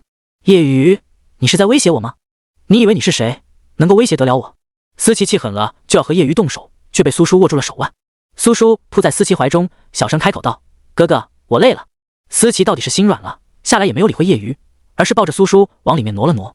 这张床确实不算小，但是现在3个人挤在一张床上，就显得有些格外拥挤。苏叔被他们2个挤在中间，原本是背对着叶瑜往思琪怀中靠的，可是借着被子的遮掩，他的手却悄悄地触碰到叶瑜。他想要证实心中的猜测，或许叶瑜对他的好感度并没有那么低，他也能够品尝到他身上的气味。苏叔眼眸略微一弯，唇角上扬，勾出一抹弧度。如果真的是这样，那可实在是太好了。2个主角的气韵呢？他之前就觉得他们的气韵太过于相似，甚至像是一个人，但也只当是自己的错觉。而如今终于能够同时品尝到，便也能够知晓当初是不是自己的错觉了。然后下一刻，叶瑜就抓住了他作乱的手。苏叔没有回头，却也能够感受到身后那道灼热的目光，随即便察觉到叶瑜又往他这边挪了挪，抬手圈住他的腰。而思琪此刻也是一只手搭在他的腰上，两人的手便难免触碰到。思琪恶狠狠地瞪着叶瑜，语气冷淡的警告：松开你的手。叶瑜，别以为我真的不敢动你。叶瑜却不搭理他，只是和苏叔贴得更紧了，几乎将他完全抱在怀中，又将头抵在他的肩颈处，却抬眸看着思琪，那双平静的眸子中闪烁着诡异的光芒。叶瑜轻声开口道：难道你没有发现不对劲吗？什么？思琪原本还在气头上，根本没有在意其他的，听他这么一说，也是下意识的动了动手，只是这一动却让他身体瞬间僵硬住。苏叔还不明白究竟发生了什么，有些茫然的抬头看着两人，见两人都没有反应，他又带着些试探的询问道：哥哥，你们怎么了？没事。思琪嗓音明显有些低哑，却垂眸看着自己的手。他刚才的手分明已经离开了苏叔的腰，但是仍然有熟悉的触感，那是叶瑜触碰到的地方。叶瑜深深地看了他一眼，并没有说话，只是继续揽住苏叔的腰，轻声开口道：叔叔不是累了吗？快点睡吧。苏叔略带迟疑的目光在两人之间流转，总觉得他们有什么事情瞒着自己，偏偏现在339还不在线。苏叔心中轻啧一声，到底是没有说什么。即便他不需要休息，可是这一晚他也感受到了些许的倦意，原本的装睡也变成了真睡，呼吸逐渐平稳。或许是因为他如今已经可以品尝到这两人身上的气韵，又被他们这样紧紧地拥入怀中，亲密接触紧贴在一起，甚至不需要他去主动吸收，那些气韵也会主动往他身上钻。苏叔又做了那个奇怪的梦，依旧是那几个人，那些奇怪的东西，只是这一次在梦中他也能够感受到充沛的气韵，让他吃得十分饱。当他再次睁开眼的时候，天已经亮了，原本挤着他的两个人不知道去了哪。苏叔坐起身，第一时间并不是去寻找他们，而是查看339是否上线。小九，我在倪叔叔。339语气十分欢快，俨然是心情极好的模样，还有些好奇的询问：叔叔，昨天晚上你到底做什么了？思琪好感度居然直线上升，一个晚上的时间直接涨到了80，就连原本对你好感度最低的叶瑜也有了飞一样的突破，一夜之间提高到了75。339越说越激动，到最后甚至差点吼出来。苏叔眉心紧皱，只觉得他在自己脑海中实在是过于吵闹了，可听清楚他说的话之后，也有些惊讶。思琪对他的好感度提升那么快，倒不让他意外，毕竟昨天晚上如果不是叶瑜突然出现打断了他们，那和他们将会进行十分亲密的负距离行为，或许思琪也会因此将好感度再往上提一提，而他也能够再次品尝到那美味极致的气韵。至于叶瑜，苏叔略微思索，昨天能够品尝到他身上气韵的时候，他就知道叶瑜对他的好感度肯定已经突破了60，只是他想不通是为什么。就像他也不明白为什么房间的隔音效果那么好，他们也没有闹出太大的动静，叶瑜却偏偏像是什么都知道一样，像是对他们的行为了如指掌，所以才会卡在那么关键的时候推开了门，阻止了他们继续。你帮我查一下叶瑜和思琪，我总觉得他们有什么事情在瞒着我。苏叔眯了眯眸子，一边让339帮忙去调查，那两个人一边起床换衣服。推开房间的门，他就看见了坐在客厅里面的叶瑜和思琪，两人听到动静，齐刷刷地抬头看向了他。苏叔手上动作一顿，但还是若无其事地走到思琪身边坐下，借着桌子的遮掩，在叶瑜看不见的地方，他悄无声息地将手搭在了思琪的腿上，与他十指交扣，指尖若有似无地在他掌心当中划过。然而他却惊奇地发现，反应最大的不是身边的思琪，而是坐在对面的叶瑜。也不知是不是巧合，在他动作的时候，叶瑜明显的身体僵硬了一瞬。苏叔眼尾轻挑，偏了偏头看着思琪，朝着他露出一个又乖又软的笑。哥哥，我们要一直留在这里吗？叔叔乖，这几天还要留在这里，等过段时间哥就带你离开。思琪动作温柔地抚摸着他的头，苏叔也像猫儿一样的主动在他掌心当中蹭动，很是乖巧。思琪似乎是想起了什么，又看了一眼坐在另一边的叶瑜。叶瑜轻咳一声，明明早餐也没吃多少，就放下了筷子，起身神情冷淡地开口道：我今天接了个任务，思琪，你在家好好看着叔叔。他说着就毫不犹豫转身离开。苏叔看着那近乎于落荒而逃的背影，心中浮现出一个猜测。叔叔，我查过了，说来也是奇怪，这两个人的身体素质越来越像，几乎是一模一样，不过可能因为他们是主角，而且还是兄弟的原因吧。339说到后面有些迟疑，尽管他自己都不信，但除了这个原因，他也给不出别的解释。世界上的每个人都是独一无二的，哪怕是双胞胎，他们的数据也不应该完全相同。可偏偏叶瑜和思琪的数据重合度高达 95%， 他记得最开始是没有这么高的，但是什么时候增长了，他也不知道。339没有将这些事情隐瞒，顺带将两人的对比数据也发给了苏叔。苏叔看着思琪塞到自己手里的丧尸晶核，若有所思。他忽然询问道：小九，既然他们的数据重合度这么高，那你说他们有没有可能感官互通或是共享啊？叔叔，你怎么会这么想？339有些不解。苏叔眼眸微垂，没什么，从昨天晚上开始，我就觉得这些事情过于巧合了。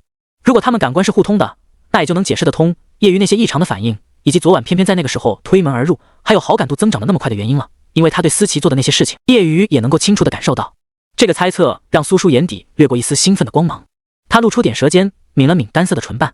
如果真的是这样，那可真是太有趣了呢。339显然也是想到了这一点，他想了想，这个或许是吧，毕竟他们可是血缘之亲，又有主角光环的加持，有这种感应也是正常的。那你要收敛一点吗？不然你对他们其中一个做的事情，另外一个都能够感受到，会对你的攻略有影响吧。嗷呜！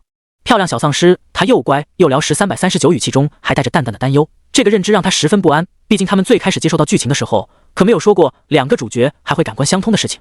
这样一来，苏叔在做很多事情的时候都会受到局限。339担心两个男主感官相通的事情会影响到苏叔的攻略，可苏叔却只是轻缓地笑了一声。这样不是挺好的吗？叶瑜一夜之间对我的好感度增长了那么多，想必也是因为他能够感受到我对思琪做的一切吧。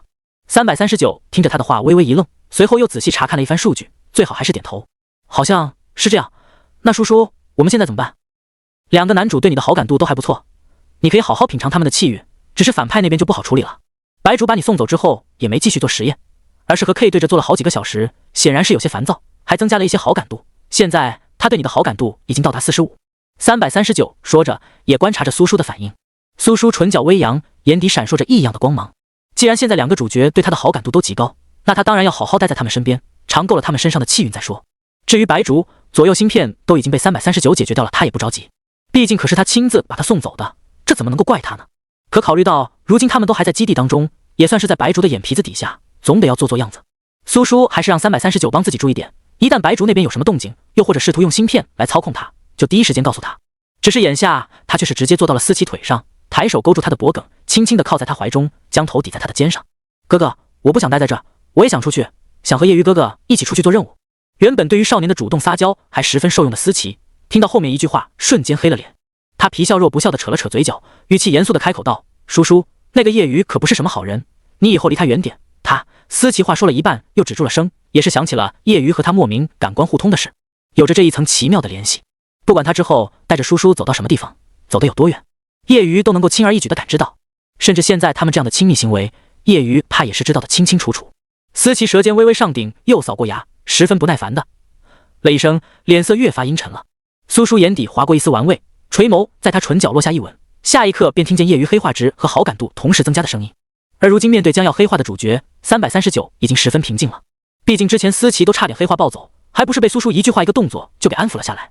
所以现在的339丝毫不慌，反倒雀跃的开口：“叔叔，叶鱼好感度也破80了。”苏叔眨了眨眼，像是随口提起一般，并没有在这件事情上揪着不放，也没有再说过要出去做任务的话。接下来的一连好几天，思琪偶尔也会出门，但叶鱼必然会留在家里守着他。他们两个将他看得紧紧的，也在试探着其他人的态度。然而让他们意外的是，苏叔失踪了，白竹竟然没有找他的意思。思琪越想越觉得不安，他太了解白竹了，自然也知道那个人不是会轻易放弃的。白竹越是这样安静，他就越是觉得事情没那么简单。可偏偏这种时候，他也不可能主动闯到白竹面前去。深夜，思琪垂眸看着怀中的少年，眼底闪烁着异样的光芒。他心中想，或许是时候把人给带走了。就算叶鱼能够感知到他所做的一切又如何？就算能够找得到他又如何？说到底，叶鱼即便是极为强大的异能者，那也只是一个人类。可他和苏叔才是同类，他们都是丧尸，这是只有他们才知道的秘密。哪怕是叶鱼，也只以为苏叔是一个治愈系异能者。思琪眼底闪烁着一丝疯狂，动作轻柔地抚摸上苏叔的脸庞。虽然这段时间他仍然没有找到叶鱼为何会与他感官相通的原因，但是那又如何呢？他不想再继续这样下去了，不想让他们单独相处，却偏偏自己还能够感受到他们做了什么。唇瓣上偶尔传来的温柔触感，掌心中指尖无意划过，明明不是自己所经历的，却能够清晰地感受到。思琪觉得自己要疯了，他必须带着苏叔离开。虽然想不通白竹到底在打些什么主意，但既然他没有将苏叔的存在放到明面上来，那他就能够带着人悄悄离开。叶鱼即便发现不对，追上来又能拿他怎样呢？再强大的异能者异能也有耗尽的时候，他不信到时候面对那么多丧尸，叶鱼还能够找得到他们。只是一想到以后和苏叔做的事情，叶鱼都能够感受到思琪心中多少是有些膈应了。思琪不是没想过将叶鱼弄死算了，却不知是不是因为感官互通的缘故，让他下不去那个狠手，像是有一道无形的屏障在阻止他这么做。于是这个念头也只能够压了下去。而现在思琪心中思绪微动，思索着该如何将苏叔偷偷带走。这段时间他在这个基地里也混得不错，对这个基地里里外外还算了解。他倒是方便，可以改变自己的外在样貌，可以假装出任务然后离开。只是苏叔突然出现在基地当中，本就没有被登记过信息，他想要借着出任务的名头带着苏叔离开基地，多少是有些麻烦，还有些危险。让他想想，让他再仔细想想，他需要一个更保险的办法。如果只是他一个人，他倒是不在乎这么多，直接引一群丧尸过来也可以趁乱。思琪心中想着，脑海中忽地划过一道亮光，他眼眸也跟着亮了亮，唇角缓缓勾起。或许这是个不错的法子。叔叔，你不是想出去看看吗？哥哥带你出去怎么样？思琪知道苏叔和自己一样都是丧尸，根本不可能睡着，越是贴在他耳边轻声开口。苏叔眼睫微微一颤，没有回答他，却在他的怀中拱了拱，算是回应。思琪唇角的弧度都更深了几分，他又继续哄着开口，不过这是哥哥和叔叔之间的秘密，叔叔不可以告诉别人知道吗？不然就没办法离开了。苏叔也好奇思琪想做什么，于是乖乖点头应了下来。只是第二天听到339提醒他基地外面聚集了不少丧尸的时候，他还是没忍住的看了一眼思琪。所以这家伙又打算制造一场丧尸围城的混乱，然后趁机带着他离开吗？叶鱼前2天就接了一个新任务，这2天都在做准备，要去带一株变异植物的种子回来。那是一株变异的食人花，危险程度极高，这是在原剧情当中也有过的情节，所以苏叔并不意外叶鱼会接下这个任务。可偏偏叶鱼像是有所察觉一般，在思琪控制着那些丧尸做出什么事之前，先一步开口说要带着他们2个一起去做这次的任务。为什么？这是你的任务，和我们有什么关系？为什么还要把叔叔带上？思琪显然也是没想到，瞬间冷下了脸，语气中也满是不悦。叶鱼，你到底想做什么？他本来都已经计划好了，就准备等着叶鱼离开，他也可以让那些丧尸动手，然后趁机带走苏叔。是的，在这个基地待了这么久的时间，他并没有将基地中的其他异能者放在心上，唯一让他忌惮点的也就是叶鱼。可偏偏叶鱼现在还要破坏他的计划。思琪暗自磨了磨牙，就在他想着要不直接给叶鱼打晕，然后将苏叔带走的时候，苏叔却直勾勾地盯着叶鱼，笑眼弯弯地应了下来。真的吗？那太好了，我也想出去看看呢。苏叔说着，又转头看着思琪眨了眨眼，嗓音温软，还有些期待。哥哥，他主动勾住了思琪的手指，又握住了他的手，十指交扣。身后的叶鱼也是下意识地收紧了手，虚虚一握，好像此刻也有人与他十指交扣一般。思琪到底是心软了下来，他实在是无法抵抗苏叔的撒娇，反正都是要离开的，只要离开了9天基地，再找个机会把叶鱼甩开就好了。叶鱼从始至终都是一副冷淡的姿态，静静地看着苏叔对着思琪撒娇，做出那些在自己面前很少有过的亲昵姿态。他心头烦闷又有些吃味，只觉得一股气堵着，让他难受得很。偏偏他向来不擅长表达自己的情绪，如今也只是语气沉闷地开口道：既然叔叔都同意了，那就走吧。为了以防万一，2人还是给苏叔稍作伪装，换了身不惹眼的衣服，又戴上了帽子和口罩。这样的装扮在基地当中是最常见的，只是跟着叶鱼和思琪到底是有不少人或探究或惊讶的目光落到苏叔身上，看着叶瑜早就安排好的一切，尤其是车上的那些食物和水，可不像是单纯去做个任务，倒像是要彻底离开这个基地。思琪一时间心情有些复杂，他甚至有那么瞬间怀疑叶瑜是不是觉醒了探测未来的异能。叶瑜现在做的一切，就像是早就猜到了他想将苏叔带走，所以才早早安排好了这些。不过这种猜测，他也就在心中想想，又觉得荒谬。如果叶瑜真的觉醒了那种异能，那才是真正的恐怖。或许只是叶瑜也不放心将苏叔留在有白竹在的基地，所以才准备了这些吧。思琪看着叶瑜，也难得的觉得有些顺眼。这一路上叶瑜都没有说什么，而苏叔神色却有些凝重。叔叔，白竹这段时间虽然没有动作，但一直在盯着你们，看着你整天和他们两个各种亲密接触，黑化值已经突破80了。339语气严肃的开口，我刚刚看到他不但亲自出来，而且还带上了 K， 看那模样明显就是跟着你们的，你要注意一些。苏叔合上了眸子，往后一靠。这段时间吃了太多的主角气运，他的心情还算不错。白竹也没怎么搞事，他都快忘了这个反派的存在了。看来今天是没那么顺利能离开了呢。两个男主和反派以及那个男配竟然撞到了一起。苏叔想想，这样的场景似乎是在后期才会出现的，现在提前了这么多，还真不知道会发生什么。不过还挺让人期待的。苏叔望着车窗外那片灰蒙蒙的天，感受着空气中那股难闻的味道，心中却忍不住的在思考这段剧情。白竹身为反派虽然变态，甚至可以培养出思琪这样能够控制丧尸的丧尸王，只要他想，几乎没有他做不出来的东西。可他本身却只有一种异能。而在原剧情当中，叶瑜这个时候还没有脱离9天基地的打算，他接了这个任务，并且成功的将异食人花的种子带了回去，种子最后也落到了白竹的手中。白竹也是通过这颗种子才强制性觉醒的异能。不过剧情中对他的异能并没有过多的描写，只说是非常普通的植物系异能。而白竹也因为嫌弃这没用的异能，所以根本没怎么使用过。就是不知道这一次白竹还能不能那么顺利的觉醒异能了。前面是那株变异食人花的领域，根据他们的探查，这株异食人花体型庞大，并且攻击力极强，对声音极其敏感，稍微有点动静就容易引得它发起攻击。叶瑜难得语气严肃地警告道，现在这株变异食人花几乎快要将整个基地都包裹起来，所以他们才迫切地想要解决掉这株食人花。车是基地的车上面有定位，所以我们只能从这里离开。不过我前2天在那边的废弃仓库里准备了一辆新的。叶瑜说着打开了车门，将物资搬过去，再加上我之前准备的，够我们找到下一个基地了。苏叔刚下车还没有站稳，就听见339在脑海中惊呼道，叔叔，他们来了。嗷呜！漂亮小丧尸，他又乖又撩。11苏叔微微偏了偏头，并没有看到记忆中的那2张面孔，而思琪却像是察觉到了什么，在他身边站定了脚步，侧过身子将他严严实实的遮挡了起来。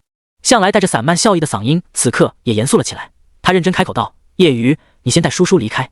叶瑜若有所感，却还是忍不住的皱眉询问，你一个人能行吗？毕竟他们现在感官互通，他可不想待会带着苏叔离开的时候突然之间受伤。思琪毫不在意的嗤笑一声，怎么，你信不过我？那你留下我带着叔叔走。只是他的话音刚落下，脸色瞬间一变，那双眸子也阴沉了下来。叶瑜神色依旧冷淡，并没有开口，却转过身看着不远处停下的车。车上下来了2个人，一个瞧着病弱的青年，面色苍白如纸，就连那头发都是白的，而另外一个面上带着笑意，踩着散漫的步子一步步的朝他们靠近。这2人之间还隔着一段距离，瞧着关系并不是很好的模样，可他们却意外的都将注意力放在了苏叔的身上。思琪认识到这一点，脸色难看到了极致，尤其是眼前这人还是许久未曾见过的白竹。他面无表情的往前面跨了一步，将苏叔完全挡在了自己身后，隔绝开了白竹的视线。苏叔也只是微微偏头，从他身后露出个脑袋盯着白竹，眸光闪了闪。他现在并不想从2个男主身边离开，毕竟能够品尝到他们身上最为美味的气运。只不过因为他们感官互通的缘故，他没有做得太过分，害怕惹出什么不可控的后果，以至于也没能品尝到上个世界那样极致的美味。但无论如何都比白竹要好得多。叔叔，好久不见。一段时间不见，可以看起来越发的脆弱了。他直勾勾地盯着苏叔，露出一个笑。原本少年待在他身边的时候，他也并不觉得有什么，只是当苏叔被送走，他才发现自己竟然已经习惯了那个每天晚上都会钻进被窝抱着自己的少年，习惯了冰冷的实验室当中那为数不多的一点温度，习惯了那个笑容乖巧的少年会小心翼翼地给他上药，习惯了少年身上的气息，习惯了他的一切 K， 从来没想过会和苏叔分开。毕竟他了解白竹，对白竹来说，只要是有用的实验品，除非是死在他手中，否则绝对不会松手。思琪是一个例外，他也想过寻找合适的机会之后带着苏叔悄悄离开，却没想过会和他分开。可偏偏白竹却把人给送走了。但是他也看得出来，白竹根本就舍不得苏叔这个利用价值极高的实验品。虽然他不知道到底发生了什么，可他知道白竹一定会把苏叔重新带回来，所以这段时间他也一直忍耐。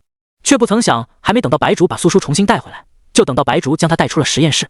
K 一开始并不想出来，直到白竹说来这里的目的是为了将苏叔带回去，而此刻被4个人复杂的目光直直盯着的苏叔，却十分无辜地眨了眨眼，一副茫然不知所措的模样。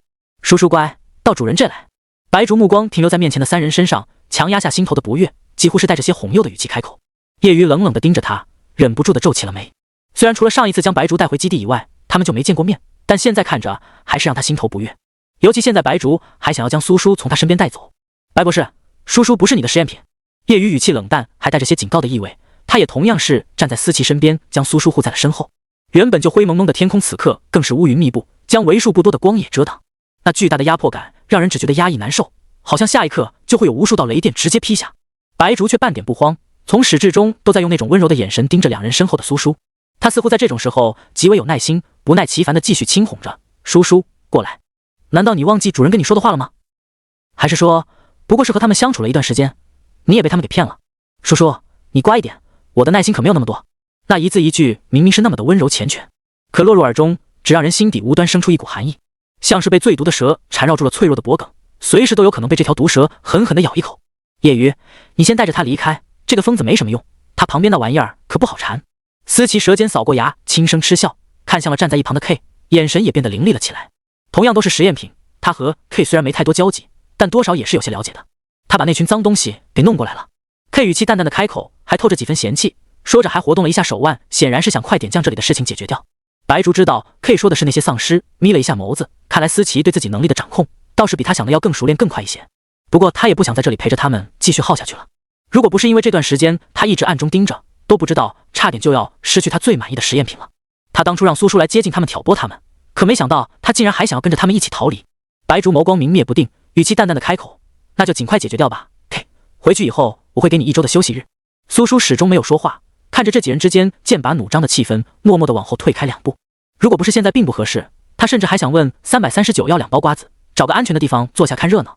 然而下一刻就听见339在脑海当中提醒他：“叔叔，看见白竹手里的那个遥控器了吗？那个遥控器能够控制你原本体内的芯片。”苏叔许微微一顿，也顺着339的话，目光落到了白竹的手上。白竹手里确实是拿着一个刚从兜里掏出来的小型遥控器，看样子是还想要利用那个芯片来操控它，想把它带回去。叔叔，越来越多的丧尸往这边逼近了。339又提醒了一句，还有他们闹出来的动静有点大，那株变异食人花也苏醒了，你要注意点，这玩意儿攻击性很强的。剧情里面叶瑜都差点栽到他手里，只不过这些都是后期的事，那个时候叶瑜的异能也得到了提升，现在的叶瑜完全比不上。叔叔，叶瑜身为男主不可以死。苏叔眼眸微垂，在心中轻轻应了一声，随后开始思索该怎么处理这件事。虽然他很不想和2个男主分开，更舍不得他们身上的气运，但目前看来似乎有点麻烦啊。然而不等他多想，那些丧尸原本已经出现在了他们的视线当中，都在潮州这边靠近，隐隐的嘶吼声传来，实在有些嘈杂。可他们却像是察觉到了什么一样，全都在原地徘徊，却不敢往这边靠过来。思琪忍不住的皱起了眉，叶瑜看了看那些丧尸，又深深的看了一眼思琪。果然，这个人没有任何异能，还能够控制丧尸。不，或许眼前的思琪根本就不是个人类。还不等他多想，脚下的地面却忽然一阵剧烈的震动，让众人皆有些猝不及防。叔叔小心！叶瑜瞳孔一紧，下意识地护住了苏叔。紧接着，地面破裂而开，像是利刃在布料上划开一道巨大的口子，将他们完全的分隔开来。突如其来的变故让他们一时之间脸色都有些不大好看，看不清那条巨大的裂痕深处是什么，只是短暂的安静了几秒，那条裂痕下方就生长出了无数的藤蔓，藤蔓长短粗细不一，却在疯狂的晃动，似乎想将这周围的一切都扫平。那些藤蔓上面还开着巨大娇艳的花朵，粘稠的液体随着花瓣流了下来，散发出一股奇特的花香。苏叔闻着这股花香来了些兴趣，眼底划过一丝兴奋的光芒。这花香和他们魅魔自带的体香的作用倒是有些相似，都是能够魅惑人心的，只不过比起他们魅魔来，这花香却有些不够看。只是难得在一个世界里面遇到这样的情况，他下意识的竟也释放出了独属于魅魔、属于他自己的那股香。另一股同样勾人的香和食人花散发出的香味纠缠在一起，那些藤蔓似乎在挣扎，在他们上方相互交织着，并没有立刻攻击他们，倒是给了他们喘息和接受如今现状的机会。苏叔直勾勾的盯着眼前的那朵花，眼角的余光注意到往远处伸过去的藤蔓已经卷起了几只丧尸丢入了花心中，心中若有所思，这食人花应该是利用这股花香将食物迷惑，让食物失去逃跑的能力，甚至是心甘情愿的被自己吃掉。他感叹着，这食人花和他们魅魔倒是很像，却全然忘记了自己还被叶瑜抱在怀中。如今突然受到2股勾人香味的引诱，自然是有些受不住了。叔叔，叶瑜嗓音有些低哑，似乎在极力克制着些什么，就连呼吸都跟着沉重了起来。思琪更是猛地抓住了他的手腕，凶狠的眼神当中浮现出异样的情绪。原本白皙的面庞上，此刻更是泛上了一层薄薄的红晕，耳根也红得透彻。如今这两人就将他紧紧地拥住，从他们身上泄露出的浓厚的气韵，也将他完全地笼罩了起来。这样突如其来又极为凶猛的气韵，弄得他身子也跟着一软，泄了几分力气。苏叔眼睫颤了颤，轻声喘息着。别，白竹和 K 则是被刚才那条裂痕和疯狂生长的藤蔓完全的划分到了另一端。白竹脸色难看到了极致， K 更不用说，死死的盯着这边的三个人，确切的说是死死的盯着思琪和叶瑜扣在苏叔腰间的手上。他双目微微发红，磨了磨牙，咧嘴勾出一个瘆人的笑。那明明应该是他碰的地方，是每天晚上他抱着睡觉的时候触碰的地方，可现在却被另外两个男人触碰了。一股无名的怒火从心头蔓延开来，几乎将他完全笼罩，心脏似乎被一只无形的大手紧紧捏住，让他难受到窒息。K 白竹还没来得及说什么，就看见身边的青年丢下手中的包，轻身跃起。K 看准时机，抓住一根还在乱晃的藤蔓，直接跳了过去，一步一步地朝着三人靠近。放开他！ K 语气冰冷，不但一时情绪起伏，眼底隐隐浮现出怒意。就在他靠近几人，想要伸手将苏叔拉过来的时候，一条藤蔓却猛地缠住了他的手腕，又是一条缠绕上了他的腿。那些藤蔓将他紧紧的禁锢，让他挪不动脚步，即便再怎么暴走，也做不了什么。而此刻的白竹面无表情地看着这一幕，唇角微动，却只吐出两个冰冷的字：蠢货。面对这种级别的变异食人花，竟然这么冲动。可到底是自己难得满意的实验品，他的实验还没有完成，想要的东西还没拿到，自然不会真的眼睁睁地看着 K 被食人花吃掉。白竹打开那个背包，拿出了2支药剂，将它们混合在一起，盯上了距离他最近的一朵花。那还是一朵花苞，体型不算太大，勾人的花香愈发浓郁。饶是早就研究过类似变异植物的白竹也有些受不了。白竹抬手扶了扶金色边框的眼镜，稳住心神，随后走到那朵花苞面前，将药剂注射了进去。浓郁的花香淡了不少，原本疯狂甩动的藤蔓速度缓慢了下来。白竹又将药剂注射进了其中一条藤蔓，那条藤蔓便突然脱落，横在了裂痕中间。而他也不愿意继续等下去，毕竟另一边的苏叔此刻正被叶瑜和思琪紧紧地圈在怀中。他踩着藤蔓跨过了那条裂痕，走近了才发现苏叔的发有些凌乱，扣子已经解开好几颗，露出大片白皙和精致的锁骨。白竹被这一幕刺激的不行，他冷着脸靠近，然而下一刻他却突然停住了脚步。他的身体僵硬，缓慢地抬起自己的手，又看了看面前另外2人的手。嗷呜！漂亮小丧尸，他又乖又撩12白竹差点以为是自己受到花香的影响出现了错觉。明明眼前的人近在咫尺，他只要伸手就能够触碰到，可偏偏他还没有任何动作，甚至都没有抬手，掌心之中却有柔软的触感。白竹眼底满是震惊，他研究过的东西很多，末日来临之后对于那些变异的植物动物研究的也不少，却从来没有遇到过这样的情况。谁能告诉他为什么他明明没有触碰到苏叔，可掌心中却有那份触感？就好像现在手揽住苏叔腰的不是叶瑜和思琪，而是自己。白竹呼吸几乎凝滞，但很快就回过了神。他的药剂对那株变异食人花来说只是暂时的压制，但如果快点离开这，那么带来的反噬也是极强的。现在可不是想这些的时候。叔叔，跟我走。白竹语气冷淡，态度是不容拒绝的坚定。他说着，根本不管另外2人的反应，直接将眼神有些迷离的苏叔从他们怀中夺了过来。白瘦！思琪狠狠地盯着白竹，试图抢夺苏叔。原本沉沦的他们此刻也清醒了几分，而叶瑜也想动手，可是一个火球已经在掌心中聚集。可当他看到被白竹抱在怀中的苏叔，咬了咬牙，到底是捏散了掌心中的火球。如果直接攻击，那么必不可免的会伤到苏叔。白竹根本不给他们反应的机会。虽然没有异能，但是他所研究的那些东西里，从不缺少具有攻击性的物种。为了能够更好的研究和应对，他的身手也不算差。如今更是轻轻松松的抱着苏叔，就能够闪身躲开那2人的攻击。而此刻另外一边的 K 也从藤蔓中挣扎了出来，并且立刻赶了过来帮忙。白竹得了空，深深地看了一眼怀中的少年，唇角勾起一抹近乎于诡异的弧度，眼底是一片疯狂和炙热。而苏叔此刻整个人都是晕乎乎的，刚才太多美味的气韵主动往他身体里面钻，只让他觉得好撑，完全无法清楚地认知到外界发生了什么。于是在白竹将他从那2人怀中夺过来的时候，他也只是下意识地在白竹怀中调整了一个舒服的姿势。他靠在白竹肩头，像只猫一样在他脖颈处轻轻蹭了蹭，亲密信任的姿态还带着撒娇的意味。白竹眸光明灭了一瞬，眼底的笑意更深，他垂下眼眸，在苏叔唇上落下一个温柔的吻。真乖，主人带你回家了。只是他并没有注意到，在他吻上那柔软的薄唇的瞬间，原本还和 K 缠打在一起的2人身体都僵硬了一瞬。叶瑜和思琪下意识的两相对视，都看见了对方眼底的震惊和不敢置信。怎么会？难道还是花香的影响？ K 不知道为什么他们会在这种时候忽然停了下来，但是这并不影响他动手，甚至是下狠手。与此同时，白竹已经抱着苏叔走到了车边，他从兜里拿出了遥控器，按下了蓝色的按钮。而另一边的 K 忽然呲了一下牙，紧紧皱着眉头，按住了自己的后颈，随后恶狠狠地瞪了一眼不远处的车，然后将一朵刚才因为他们打斗落到地上的花苞踢向2人，借此脱身快速逃离。白竹之前注射的药剂已经没办法继续压制这朵食人花，甚至因为那份药剂的刺激，导致这朵食人花越发的狂躁。无数的藤蔓从地底生出，形成了一个巨大的囚笼，将叶鱼和思琪还有那些来不及逃走的丧尸全部圈在了其中。而另一边的白竹已经带着刚上车的 K 和苏叔快速离开了这片混乱的地方。K 坐在后座，漫不经心的抬手抹去了唇角的血迹，让他原本就淡薄的唇瓣染上了一抹艳丽的红。他超过后视镜看了一眼后方的状况，轻声嗤笑，漫不经心的开口：“真是可惜啊，你好不容易培养出的那个丧尸王，这一下可是要彻底没了呢。不过一只丧尸而已，没了就没了，我能养出一个，自然就能养出第二个。”白竹毫不在意的开口，看看叔叔有没有受伤。K 这才将注意力放到了身边昏睡着的少年身上，他眼眸暗沉了下来，抬手触碰上少年的面容，最后停留在苏叔的唇上，不轻不重的按压，留下一道浅浅的痕迹。他的思绪有些恍惚，就在他心中升起一股阴暗的想要将少年彻底藏起来，然后疯狂占有的念头的时候，白竹不悦的声音在耳边响起，那语气中满是警告：“ K， 他是我的，别忘了自己的身份。” K 抿了抿唇，却到底没有说什么。他只是帮苏叔调整了一个更为舒服的姿势，脱下自己的外套搭在他身上，随后身体往后一靠，开始闭目养神。白竹神色冷淡的将这一切都收入眼底，确定 K 没有别的小动作，这才收回了目光。然而此刻的他心中还在想着刚才那奇怪的触感，如果不是因为那株食人花发狂了，他还真想把那两个人也带回去好好研究研究。真是奇怪啊，他竟然可以感受到他们所感受到的东西吗？那为什么现在他却感受不到痛苦？现在那两个人应该都已经成了那朵食人花的食物了吧？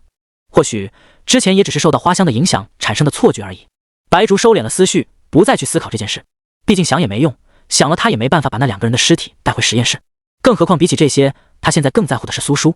想到少年唇瓣柔软的触感，白竹的眼神也柔和了下来。他向来不喜欢不受自己控制的东西存在，尤其是留在自己身边。他原本想的是及时止损，也存了利用的心思，所以才将苏叔送走。可没想到这段时间相处下来，苏叔非但没有挑拨那两人的关系，反倒是和他们相处的越发融洽，日日夜夜都吃住在一起。白竹不知道自己最开始的计谋有没有成功，但他知道再这样下去，他快要被逼疯了。他没办法看着满心满眼对自己信任依赖的少年，转而投入别人的怀抱。所以不受控就不受控吧，反正他是不会再松手了，不会再把苏叔交给任何人。白竹眼中划过一丝狠戾。苏叔醒来的时候，看着周围完全陌生的环境，忍不住的皱了皱眉。他从床上坐起，轻轻晃了一下还有些晕乎的头，任由被子从身上滑落。看着自己身上毛茸茸的睡衣，又看了看自己的手，苏叔面上也露出几分茫然的神色。这是啊？整个房间装修的都很温馨，里面的设施也是一应俱全，甚至还有小沙发、小冰箱，暖黄色的灯光让整个房间显得更为温暖。饶是苏叔看着这个房间，也不由得晃了晃神，差点以为自己已经被强行脱离世界了。只是这个房间看着很温馨，却总让他觉得有些不舒服，就好像有一双眼睛躲在暗处偷窥着他。他原本想要起身下床，这才发现脚腕上竟然还系着两条链子，两条链子的另一端一直埋到了床角，刚才都被被子遮掩，再加上的内侧包上了柔软的布料，他并没有第一时间察觉到。苏叔意识到自己如今的处境怕是不简单，微微收敛心神，在心中默默呼唤339：“小九，现在是什么情况？我这是在哪？叶鱼他们怎么样了？”此时此刻，苏叔已经做好了最坏的打算。他的记忆有些模糊，已经记不清当时究竟发生了什么，但似乎是有些失控了。最坏的结果无非就是他和男主反派他们都沦为了食人花的食物。他不但被强制性的赶出了世界，甚至导致世界秩序出现问题。就在苏叔都已经开始认真思考该怎么处理上个世界的意外的时候，回答他的却是339关切的询问：“叔叔你还好吗？身体还有没有哪不舒服？”“没事，就是头还有点昏。”苏叔说着，抬手按着眉心揉了揉。339似乎也松了口气，然后开始解释现在的情况：“叔叔你都不知道，当时你应该是受到了食人花的影响，有些失控，我也没办法叫醒你，可吓死我了。后来白竹把你带走了，叶鱼和思琪都被留在了那里，但是你放心，他们身上有主角光环，暂时还没死。”339又连忙开口：“而且就在你昏迷的这几天，两个男主已经知道了对方的身份，关系缓和了不少，他们正在寻思着怎么回来救你。叔叔，你现在被白竹关起来了，这里是基地特意为他准备的住处，安全系度极高。”339说着顿了顿，又补充道：“不过你放心，只要你想，我可以马上给你兑换一张瞬移卡，你现在就能够去找男主他们。”他是知道苏叔有多喜欢那两个男主身上的气运的，现在被反派这么锁在这里，怕是很难受。339心中想着，已经点开了系统商城的页面，准备苏叔一开口就兑换瞬移卡。可谁知苏叔却只是慢悠悠地往后面靠了靠，淡淡的回应道：“既然白竹都已经把我囚禁在这里了，那想必对我的好感度应该已经达到60了吧？”他突然这么问一句，让准备兑换道具卡的33愣了一下，但他还是调出了另外一个页面，然后认真开口：“是的，叔叔，白竹之前的好感度像是被刻意压制着，但是自从你被他带回来后，他对你的好感就疯狂增长，现在他对你的好感已经达到90了。”339语气中都是有些惊讶的兴奋，毕竟这段时间他一直盯着苏叔，都没怎么关注过白竹这个反派。可谁知道，不过短短几天的时间，白竹好感度增长居然这么快。然而下一刻，他又有些疑惑，好奇怪啊，叔叔，这段时间两个男主和那个男配对你的好感度多少都有些增加。K 的好感度已经有了75，可是业余思琪和白竹对你的好感度竟然都到达了90。339不确定这是不是巧合，但看着3份一模一样的数据，让他有些莫名的慌乱，总觉得好像还有什么重要的事情被自己给忘记了。不过他该说的都已经说了，好像也没什么别的吧。339想了想，也没在这件事情上继续纠结。苏叔听着他的话，微不可见的皱了皱眉。好感度一样吗？那可真是太巧了，不过这好感度增长的未免也太快了一点。苏叔也觉得有些不对劲，只是他还没来得及仔细思考究竟是哪个问题，房间的门就被推开。他下意识的抬头看了过去，映入眼帘的赫然正是白竹。白竹穿着绣着蔷薇花纹的红色高领毛衣，袖口卷起一截，面上是恰到好处的温和笑容，就连头发都仔细打理过了。随着他的靠近，还有一股淡淡的蔷薇花香。莫名的，苏叔忽然想起之前做的那个梦，那个令他沉沦又疯狂的梦。明明不是梦中的那张脸，可眼前的白竹确确实实和梦中那个人重叠了起来。苏叔下意识地往后挪了挪，却被白竹猛地抓住了脚踝。细长的链子碰撞，发出清脆悦耳的声响。白竹眼眸微垂，让人看不清他眼里的情绪，指尖摩挲着苏叔的脚踝，温柔地开口道：“叔叔怎么这么不乖呢？主人不是都告诉你了吗？他们两个可都不是好人，为什么还要和他们一起逃离呢？”白竹语调越发的温柔，苏叔却只觉得像是有一条毒蛇缠住了自己。他的手顺着苏叔的小腿往上，轻而易举的就探进了那宽大毛绒的睡衣。微凉的指尖触碰，苏叔身体下意识的颤了颤，还想要继续挪，却被白竹紧紧的禁锢，让他无处可逃。白竹抬眸静静的看着他，那双眸子中似乎酝酿着一股风暴。主人，苏叔微微抿唇，似乎不敢与他对视一般，快速的垂下眼，声音温软：“抱歉主人。”然后只有他自己知道，此刻的他有多兴奋。从白竹握住他的脚踝开始，他就能够感受到那浓烈的气韵。和业余他们身上的不同，这是属于反派的气韵，有着淡淡的蔷薇花香，又是另一种美味，真是让人无法拒绝啊！哦，漂亮小丧尸，他又乖又撩13苏叔将眸中浮现的兴奋和期待遮掩了去，面上却依旧做出一副乖巧还有些许害怕的模样。他眼睫微微一颤，试探着抬手抓住了白竹的手腕，轻声开口：“主人，我真的知道错了，不要生气好不好？”他的声音又轻又软，说是在道歉道，更像是在撒娇，让白竹的心也跟着软了下来。可即便如此，白竹手上的动作却半点都没有停，一只手紧紧抓住苏叔的小腿，将他拖到自己面前，困在自己的身下，另外一只手抚上他的面庞，微凉的指尖描摹着那精致的眉眼。白竹语气温柔，如同情人之间的轻声难语：“我相信叔叔肯定不是故意的，是被两个坏家伙给骗了。叔叔一直都是乖孩子呢，不过既然犯了错，那就要受罚，你说对吗？”苏叔眼神有些迷离，他能够感受到那浓厚的气韵已经将自己彻底的包裹了起来。他鼻尖轻轻一动，露出一个乖巧的笑容，手撑着柔软的床，身体微微往后仰，看着面前和自己几乎完全贴在一起的白竹，苏叔偏了偏头，轻声开口道：“主人想怎么罚我呢？要把我继续送回实验室，继续做实验吗？”苏叔询问着，可他清楚的知道，白竹对他的好感度那么高，肯定不会把他继续送回去做实验。至于这位黑化的反派博士会用些什么手段来惩罚他，那他就不知道了呢。不过他也不在乎，毕竟这样带着蔷薇花香的气韵，他还是第一次品尝到，自然要借着这个机会多品尝一点才行。苏叔心中想着，被那美味的气韵引诱着，竟是还不等白竹做些什么，他就主动抬手勾住了他的脖颈。白竹呼吸凝滞片刻，眼神暗了下来，还掺杂着几分疯狂翻涌的异样情绪。苏叔此刻满心满眼都只有气韵，并没有怎么在意白竹的情绪变化，只觉得他看向自己的眼神似乎格外的炙热。主人，苏叔贴在白竹耳边轻声开口，甚至不轻不重地咬了一下他的耳垂，又十分亲昵地蹭了蹭。原本就快要克制不住的白竹，此刻被他这么一击，更是不愿意继续忍下去。苏叔眼波流转之际，停留在某处上顿了3秒，到底不是什么都不懂，只是有些意外。不过白竹显然是不愿意给他继续想下去的时间，直接将他紧紧地压在了床上，禁锢在怀中，松开了抓住他小腿的手，却顺势揽住了他的腰。苏叔下意识地抬了抬腿，勾上了他的腰。然而下一刻，他瞳孔骤然一紧，等等，是什么东西缠绕上了他的脚踝？苏叔喘息着，任由白竹解开自己的2颗扣子，却努力地想要去看清是什么东西缠绕上了自己的脚踝，甚至还顺着小腿往上，而且还不止一根。他终于看清了，是藤蔓，几条又细又长的藤蔓，像是有着自己的意识般，将他的双腿缠绕，又高高吊起。而这些藤蔓很显然都是白树弄出来的。白竹吻去他眼尾的泪水，只是轻轻笑道：“叔叔别怕。”白竹一面安慰着苏叔，可一面操控着藤蔓继续，没有半点要停下的意思。苏叔心头微微发颤，这一次他是真的有些慌了。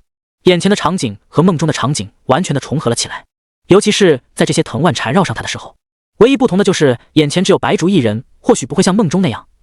苏叔闷哼一声，在藤蔓缠绕上他腰间的时候，他就下意识的想要挣扎，却不知眼前的人是不是注意到了他的动作，只那一瞬，越发浓郁的气味将他包裹，疯狂地钻入他体内。整个房间中都弥漫着蔷薇花香。苏叔呼吸有些急促，但还是微微偏过头，放弃了挣扎，任由白竹继续动作。娇艳的蔷薇花被雨水浸湿，让花瓣愈发的艳丽。只是不知这场反反复复的雨究竟何时才会停歇。苏叔快要记不清那是怎样的一场疯狂，他只记得自己似乎清醒了几次，但时间都没有持续太久，便又昏昏沉沉的睡了过去。当他再次睁开眼的时候，身上已经被清理过了，也换了一身干净的新衣。被欺负狠了的地方也上了药，白竹的药确实有用，他如今已经没那么难受。如果不是脑海中还残留着那些疯狂的画面，他甚至怀疑是自己做了一场难以言喻的梦。不过脚腕上的锁链依旧在，就连手腕上也多了一个黑色的手环，上面跳动显示着一些数据。苏叔只是挑了一下眉，靠着身后柔软的抱枕，抬手轻轻抚上了自己的小腹，眉眼略弯，露出一个极为艳足的笑容。虽然折腾的确实有些过分了，但也不得不承认，白竹身上的气韵也是难得的美味，并且让他吃得很饱，甚至有些撑了。原本还有些舍不得叶瑜和思琪身上的气韵，但现在看来被白竹带回来也不错。苏叔眸光明灭了一瞬，不过反派的气韵尚且如此美味，真不知道如果和他们深入交流又会是怎样的效果呢？他记得339说他们两个还没死，并且相互知道了对方的身份来着，再加上两个主角光环的加持，只要他们想把他从这里带走，也只是时间的问题。苏叔心中叹息，真可惜啊，可惜这三个人是主角和反派，注定要站在对立面的。正在他思索着的时候，突然响起了敲门的声音。苏叔微不可见地皱起了眉，这本来就是白竹的住处，外人是没有办法进来的，而白竹更不用说，他想要进来就不会敲门。谁？苏叔开口，才发现自己的嗓音有些沙哑。外面敲门的动静停顿了一下，随后动作变得急促了起来。苏叔眉头皱得更紧，刚想让339帮忙看看外面是什么情况，房间的门就被猛地踹开。砰！一声巨大的声响让苏叔下意识地看了过去，才发现来的人竟然是 K。 他身上还穿着为了方便控制他、压制他的能力而特意为他制作的实验服。然而即便是这样，他还是进入了白竹的房间，并且阴沉着一张脸缓步朝着他走了过来。苏叔嗓子还有些难受，始终看着他没有说话。K 走到床边停下，目光落到了他脚踝上那两条细长的链子，磨了磨牙，低声骂了一句。虽然苏叔没听清，但也猜到他们大概是在骂白竹。叔叔，我带你走。K 深吸一口气，眼底满是心疼的神色，又放软了语气，还带着些哄人的意味，像是生怕吓着面前的少年。苏叔还有些好奇 K 为什么会出现在这里，不过面前的人也是一个重要的男配，身上的气韵虽然比不上主角和反派，但也不少。苏叔鼻尖轻轻一动，嗅了嗅，是一股淡淡的桃花膏的味道。他眼眸微亮，原本已经想要伸手去触碰面前的 K， 脑海中却忽然响起339提醒的声音：叔叔，我劝你，如果不想接下来的几天都下不了床，就不要跟他离开。这个房间里有好几个监控呢，白竹现在就在监控的另一边盯着你的。339略带叹息的开口。苏叔身体僵硬了一瞬，看着面前的手，到底是没有继续动作。尝过了蔷薇花、桃花膏的味道，他也想尝尝，但前提是他不会被蔷薇花撑死。不过小九，白竹是怎么回事？我记得他不是直接把我带走了吗？为什么还是觉醒了异能？他可是被那些藤蔓欺负得很惨来着。339一声叹息，因为这是一个重要节点的剧情，但是现在被破坏掉了，所以剧情自动修复，让白竹被食人花的花枝影响，还是觉醒了植物系异能。他说着顿了顿，又劝着，不过你放心，他的异能没有什么杀伤力的。苏叔确实没什么杀伤力，但也确实差点要了他的命。苏叔压下心头的思绪，只是坐在床上蜷缩着身子，默默地抱紧了自己的双腿，根本没有搭理 K 的意思。他小心翼翼地往后面挪了挪，无视了面前这只指骨分明的手，但明显就是不愿意和 K 离开。K 身体瞬间僵住，停留在半空中的手一时间也没了动作，面上的笑容也变得勉强了起来。叔叔，我知道他对你不好，也知道你在担心些什么，不过你放心，只要你跟我走，我保证他绝对不会再找到你，也不会再让他伤害你的。K 言语之间满是诚恳，说的也十分真切。苏叔知道他没有骗自己，但是他可真不想连床都下不了。他如今确实能够在这些事情上得到乐趣，就更不愿意折腾自己了。不，苏叔眼睫颤了一下，沙哑的嗓音只吐出一个字，又把自己抱得更紧了些。K 似乎有些急切，也不愿意继续等下去，直接拿出了别在腰间的枪，两枪打断了那两条锁链。苏叔看着这熟悉的一幕，微微一愣，脑海中闪过一些片段的记忆，好像上个世界他被囚禁的时候，那个男主也是这样的动作，这样的神态。他想着上个世界的事，一时间没有反应，竟也任由 K 抱了起来。K 看着怀中的少年，轻声一叹，随后眼神又变得凌厉了起来，然后抱着他直接转身离开。只是他们刚走出房间，就看见了迎面走来的白竹。K 神色冷淡地盯着白竹，语气中满是不愉：白竹，你说过的，只要他愿意跟我走，那你就不能阻止我们离开。白竹踩着优雅的步子，缓步朝着他们靠近。听着他的话，也只是如同听到了什么笑话一般的嗤笑一声，漫不经心地开口道： K， 为什么当了我那么久的实验品，你还这么天真呢？更何况叔叔你有说过愿意和你离开吗？白竹说着，目光转移到了苏叔的身上。苏叔颇为无辜地眨了眨眼，他能够明显的看出，此刻两人之间剑拔弩张的气氛。可是他所感受到的，只有那股蔷薇花香和桃花糕的气息碰撞。他露出一点舌尖，抿了抿唇瓣。虽然眼前这状况，他们两个是没办法和解了，但他还是想尝尝。尤其这桃花糕倒也是份美味。苏叔动了动鼻尖，试图在这短暂的时间当中多尝一点9天基地身上的气运。K 到底只是一个男配，肯定没办法把他从白竹这个反派手里带走的，所以他得趁着这个机会多吃一点才好。是，白竹，叔叔根本就不想搭理你，难不成你还打算来强硬的把他又抢回去？ K 见怀中的人没有反应，心中微微松了一口气，面上却是毫不留情的嗤笑一声，语气中也满是嘲讽的意味。白竹原本带着些笑意的面容也冷了下来，可他的嗓音却依旧温和：“叔叔乖，回到主人身边来，难道叔叔这么快就忘了对主人的承诺了吗？”苏叔略带迷茫地看向他，他沉默了片刻才想起来，白竹口中所谓的承诺是什么？那是在他实在受不住的时候，白竹哄骗他说下的话，大概就是承诺自己永远不会离开他。可是那种时候说的话，又怎么能够当得了真呢？苏叔心中虽然是这样想着，但面上却没有表露出来。他朝着白竹伸了伸手，然而刚抬起手就被 K 按了回去。K 不愿意把他交给任何人，更不愿意把他交给白竹，这个永远不知道下一刻会做出什么疯狂事的疯子。K 和白竹打了个赌，叔叔选择谁他们谁就能够得到他。不过他从不相信白竹，自然也不相信这所谓的赌约，所以在来这里的时候，他就已经将这里摸了个透彻。如今他更是将怀中的少年紧紧的禁锢，面无表情的往后退了几步，毫不犹豫的转身离开。白竹脸色已经彻底沉了下来。K 这都是你自找的。他本来还有些舍不得自己这个精心培养的实验品，毕竟 K 的存在关系到他的计划。但既然 K 那么拎不清，那他的计划也要提前一下了。白竹看着几乎转眼间就消失在楼梯转角处的残影，他丝毫不慌，抬起了手指尖微微一动，然后瞬间出现几条藤蔓，直接追了上去。嗷呜！漂亮小丧尸，他又乖又撩14K 紧紧地抱着怀中的苏叔，神色冷淡至极，下一刻猛地停住脚步。他看着面前挡住了所有去路的藤蔓，眼底冷意浮现。最巨大的藤蔓像极了他们前几日所遇见的食人花，却又不一样。眼前的仅仅只是藤蔓，并没有花苞，却将所有能够离开这里的道路完完全全的堵了起来。K 脸色越发难看，他完全没想到白竹竟然也觉醒了异能。如果是他一个人，那么必然是能够从这里离开的，最多就是受点伤，但绝对可以逃离。可偏偏他如今怀里还抱着一个苏叔，想要带着苏叔全身而退，根本不可能。难怪白竹那个疯子会那么放心的让他去见苏叔，原来是早就做好了准备，知道他根本没办法带着苏叔逃离。直到现在 K 才想通这一点，心中暗自骂了几声。可他能够感受到白竹正在朝着他们靠近，现在也不是想这些的时候。要不你还是先把我放下了吧。苏叔轻声开口，他说着抬手指了指一处空隙，那个地方你自己可以离开的。不行，叔叔，你相信我，我一定会带你一起走，绝对不会再把你交给那疯子。苏叔见他这样的固执，也只是轻声叹息，却有些想不通。白竹对他的好感度已经达到了90，会做出囚禁他的事情，他一点都不意外。可是根据339的系统检测， K 对他的好感度如今也不过75，甚至还没有达到80爱的程度，又为什么会做到这一步？人类的感情还真是复杂。他明明知道他根本斗不过白竹，就像曾经白竹只是想将原当成实验品，都趁着原主不注意的时候往他体内植入了芯片，而 K 自然更不用说，被白竹精心培养的实验品自然也被白竹紧紧地抓住命脉。 K 应该比任何人都更清楚，只要白竹想，那么随时可以要了他的命。直到如今白竹没有下死手，也不过是因为 K 对他来说还有用处。如果 K 是个聪明的，就不应该在这种时候继续激怒白竹。苏叔心中想着，也默默地看着 K， 后者盯着那一处空隙沉默了3秒，然后将他放下，温声叮嘱道：“叔叔乖，在这里等我。”他说着便打算将那处空隙周边的藤蔓清理掉。 K 动作快且迅速，几乎只剩一道残影。苏叔始终平静地看着，到那条细小的藤蔓缠绕上自己的脚踝，他轻声叹息：“逃不了了呢。没关系的，叔叔，白竹那么喜欢你，肯定不会伤害你。”339轻声安慰着。白竹确实舍不得伤害苏叔，至于会对 K 做些什么，那就不是他所在乎的了。苏叔看着 K 疯狂斩断那些藤蔓的模样，忍不住的感叹：“小九，你确定他对我的好感度只有75吗？其实在刚才他抱着你出来的时候，好感度已经涨到了80。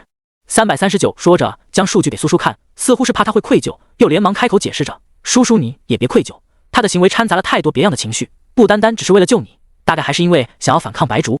你被囚禁的事情也只是一个导火索，毕竟就算没有你，他后期也会和2个男主联合起来算计白竹。”苏叔听出了339话外的其他意思，一时间竟有些想笑。看来339还是不够了解他啊。就算白竹真的恼怒之下把 K 给弄死了，他最多也就是惋惜一下，还没有怎么品尝过这份气运。至于愧疚，对他来说，无论是主角反派还是面前这个男配，都只是一份食物而已。他怎么可能会因为食物的消失而愧疚呢？不过他并没有告诉339，那根顺着他的小腿往上爬的藤蔓已经缠上了他的腰。而另外一边的 K 也终于斩断了那些藤蔓，扩出了一条能够容纳他们两个人同时离开的道路。眼前着那些藤蔓还在疯狂的生长，歪歪扭扭的想要将那条路重新堵上。K 也顾不得那么多，连忙转过身回到苏叔面前，就要将他抱走。只是这个时候他才发现，苏叔身上不知何时已经缠满了那些细小的藤蔓。苏叔眼眸微垂，始终安静不说话，任由他疯狂的想要斩断自己身上的藤蔓。真是可惜啊，费了这么大的力气也没办法斩断呢。带着些许笑意的声音在耳边响起， K 手上动作猛地顿住，下意识的抬眸看了过去。白竹轻声笑着朝着他们靠近，脚步缓慢又优雅。如今这局面，他丝毫不担心 K 还能够逃得走，又或者说，他从来就没有想过 K 能够带着苏叔从他手里离开。K 眼底燃起了愤怒，几乎是咬碎了牙，手中的枪对准了白竹的眉心，只从口中满满的吐出两个字：白叔。然而就在他这恼怒的一瞬间，苏叔也被白竹操控着藤蔓带回了身边，甚至不给 K 反应的机会。他身后的那片原本还算是安静的藤蔓，却猛地开始活动，直接缠绕住了他的手腕脚踝，也猛地夺走了他手中的枪和身上其他具有攻击性的武器，又一次将他吊了起来。其实我不明白，你原本是我最满意的实验品，当初我给你用了 K3 药剂，你不应该产生这么大的情绪波动才对。我的药剂不可能出问题。白竹剩下的话没有说出来，他平静地看着 K， 像是在看一个不懂事的孩子，又像是在看一个失败的实验品，眼神中隐隐透露着些许失望。真是可惜了，本来还想多留着你一段时间的，但你偏偏看上了不该看上的人。苏叔手指微微蜷缩，白竹微凉的指尖在他的后颈处摩挲着，还当着 K 的面故意和他完全贴在一起，说话之时温热的气息在耳边，弄得他有些痒。看着几乎要疯狂的 K， 白竹冷笑一声，并不愿意在眼前的人身上浪费太多的时间，直接抬手打了一个响指。不一会儿，一条藤蔓从另外一处角落当中伸了出来，还卷着一管药剂，然后直接利用藤蔓将那管药剂注射进了 K 的体内。于是原本有些暴躁的 K 眼皮越来越沉重，思绪也逐渐混乱，几乎是瞬间失去了全身的力气，只能带着不甘合上了沉重的眼皮。苏叔微微偏头看着身边的人，诧异于白竹对于藤蔓的操控竟然如此熟练。毕竟哪怕是在他得到的剧情里，面对白竹的异能的描述，也只是说他嫌弃这份异能没用，后期根本没怎么使用过。现在看来，白竹似乎并不觉得这个异能没用，还使用得如此熟练，根本不像是才觉醒的样子。这就是反派光环吗？有着和主角一样的悟性和天赋，一样强大的实力，只可惜到最后却注定要败在主角的手中。苏叔心中不由得感叹。而白竹操控着藤蔓，将陷入昏迷的 K 送进了一间实验室，也回过了头看着苏叔。他抬手温柔地抚上苏叔的面庞，眸光晦暗不明，掺杂着说不清道不明的情绪，语调十分亲昵。叔叔很乖，我知道叔叔是不愿意和他走的，不过没关系，以后再也不会有人能把你从我身边带走了。白竹紧紧地将苏叔抱在怀中，说着吻了吻他的眉眼，一串温柔细密的吻顺着往下。苏叔只是轻声哼了哼，却并没有阻止他的动作，反而主动抬起了手抱住了他的腰，微微扬起头。在白竹不轻不重地咬在他的锁骨上的那一刻，他眼眸涣散了一瞬。为什么白竹身上的气韵味道好像变了？有点像叶瑜和思琪身上的主角气韵的味道。可也只是短短一瞬，苏叔靠在白竹的肩头，合上了眼眸，心中思索着是不是自己出现了错觉。两个主角的气韵一样也就算了，毕竟他们都是主角还是亲兄弟，现在更是感官互通，气韵相似也是正常的。可白竹只不过是一个反派，反派的气韵怎么可能会和主角一样？但他并没有继续想下去的机会。白竹似乎是被他那一声呜咽给刺激到了，直接将他轻轻松松地抱了起来，往房间走去。只是缠绕在他身上的那些细小的藤蔓依旧没有停下动作。当回到房间的时候，苏叔也有些受不住了，不愿意松开白竹，小声的带着些蛊惑的催促着他快些，却不知此刻刚加入另外一个基地安顿下来的叶瑜和思琪，明明只是喝了一杯水，偏像是受到了什么刺激。他们面色微红，相互看了一眼，都瞧见了对方眼里的复杂情绪，以及咬牙切齿，但又十分默契的起身回了自己的房间。没过一会，房间中就隐约传出来喘息的声音。339在系统空间中陷入了沉默。为什么现在两个男主和反派的情绪变化波动弧度线是一样的？就连对苏叔的好感度都同时增加到了95。反派好歹是在，可那两个男主又是怎么回事？他们甚至都没有碰到苏叔。339迷茫了，疑惑了，想不通了。他把系统手册都翻遍了，也没有找到这种情况。应该不是他系统的问题，那就是主角和反派的问题了。不过这主角和反派之间的动作是不是太过于同步了些？白竹那边的界面刚被关了小黑屋，这边两个主角又各自进了房间。339若有所思，却又不敢继续想下去，只准备白竹结束之后将这件事情告诉苏叔。白竹虽然说着不怪苏叔，知道都是可以强行将苏叔带走的，可他却没有半点留情，甚至愈发的凶残。苏叔在清醒的时候都有一瞬间怀疑自己是不是要以这种不能言说的方式被迫提前离开这个世界了。可在意识模糊的时候，他总觉得自己又感受到了叶瑜和他们身上的气韵。他微微偏过头，泛红的眼尾下那滴泪痣被泪水浸染，显得越发诱人。他想，真的是错觉吗？明明眼前只有白竹，为何他却能够品尝到他们的气韵？但白竹不给他继续想下去的机会，又反反复复的折腾，直到他没办法继续思考为止。苏叔是从梦中惊醒的，他猛地睁开了眸子，轻喘着，试图平复自己的情绪。当他从床上坐起来的时候，才发现原本锁在脚腕上的那2条链子已经不见了，依旧是白竹的房间。可当他起身坐在床边的时候，才发现这房间里面还多了不少的藤蔓，安安静静地攀爬在各处，分明没有在锁着他，却依旧禁锢着他。小九，现在是什么情况？男主那边怎么样了？ K 又怎么样了？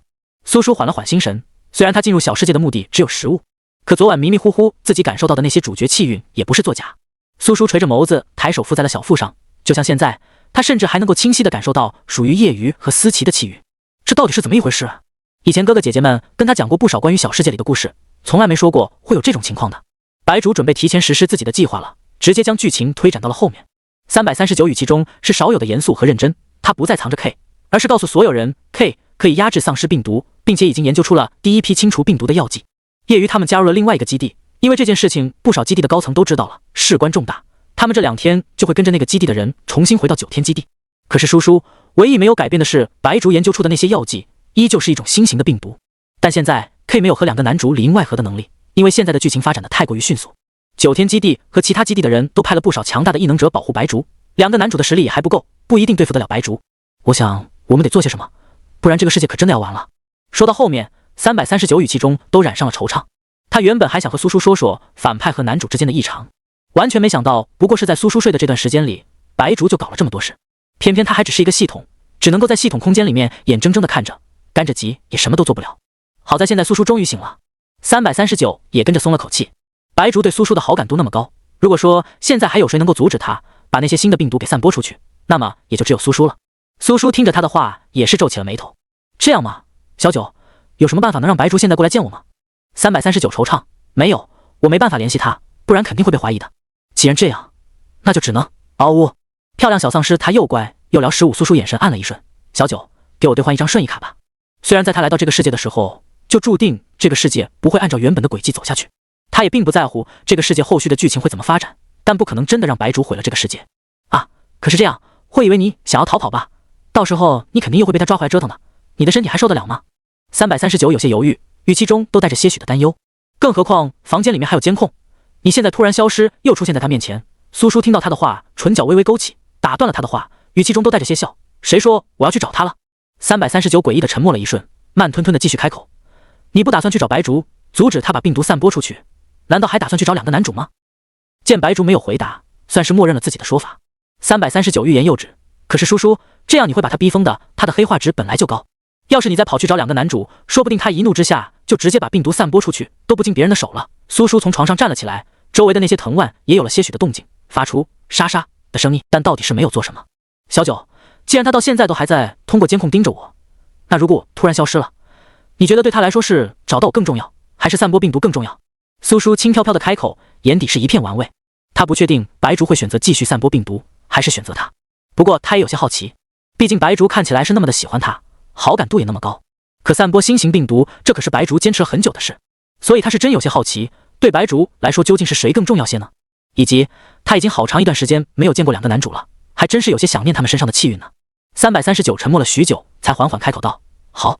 在他看来，苏叔不管做什么事情都是有分寸和把握的，更何况他们还有瞬移卡，就算真的出了什么不可控的事，他也能够及时把苏叔送到白竹身边去安抚他。这样想着，339也就没有过多纠结，只是当他把瞬移卡交给苏叔的时候，才后知后觉的反应过来，忘了什么。等等，现在2个男主的黑化值好像也不低来着。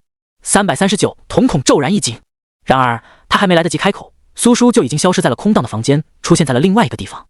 在他消失后，房间里原本还算是安分的那些藤蔓忽然变得极为暴躁了起来，那些藤蔓几乎是瞬间生长，将整个房间都完全占据，并且从各处缝隙延伸出去。他们躁动不安，似乎在寻找些什么。而还在实验室中的白竹也像是察觉到了什么似的，心头猛地一颤，他眼神骤然一凛，不由得握紧了手中的手术刀。一时间，他甚至顾不得还被他困在实验台上的 K， 放下手中的东西，冷着脸就转身离开。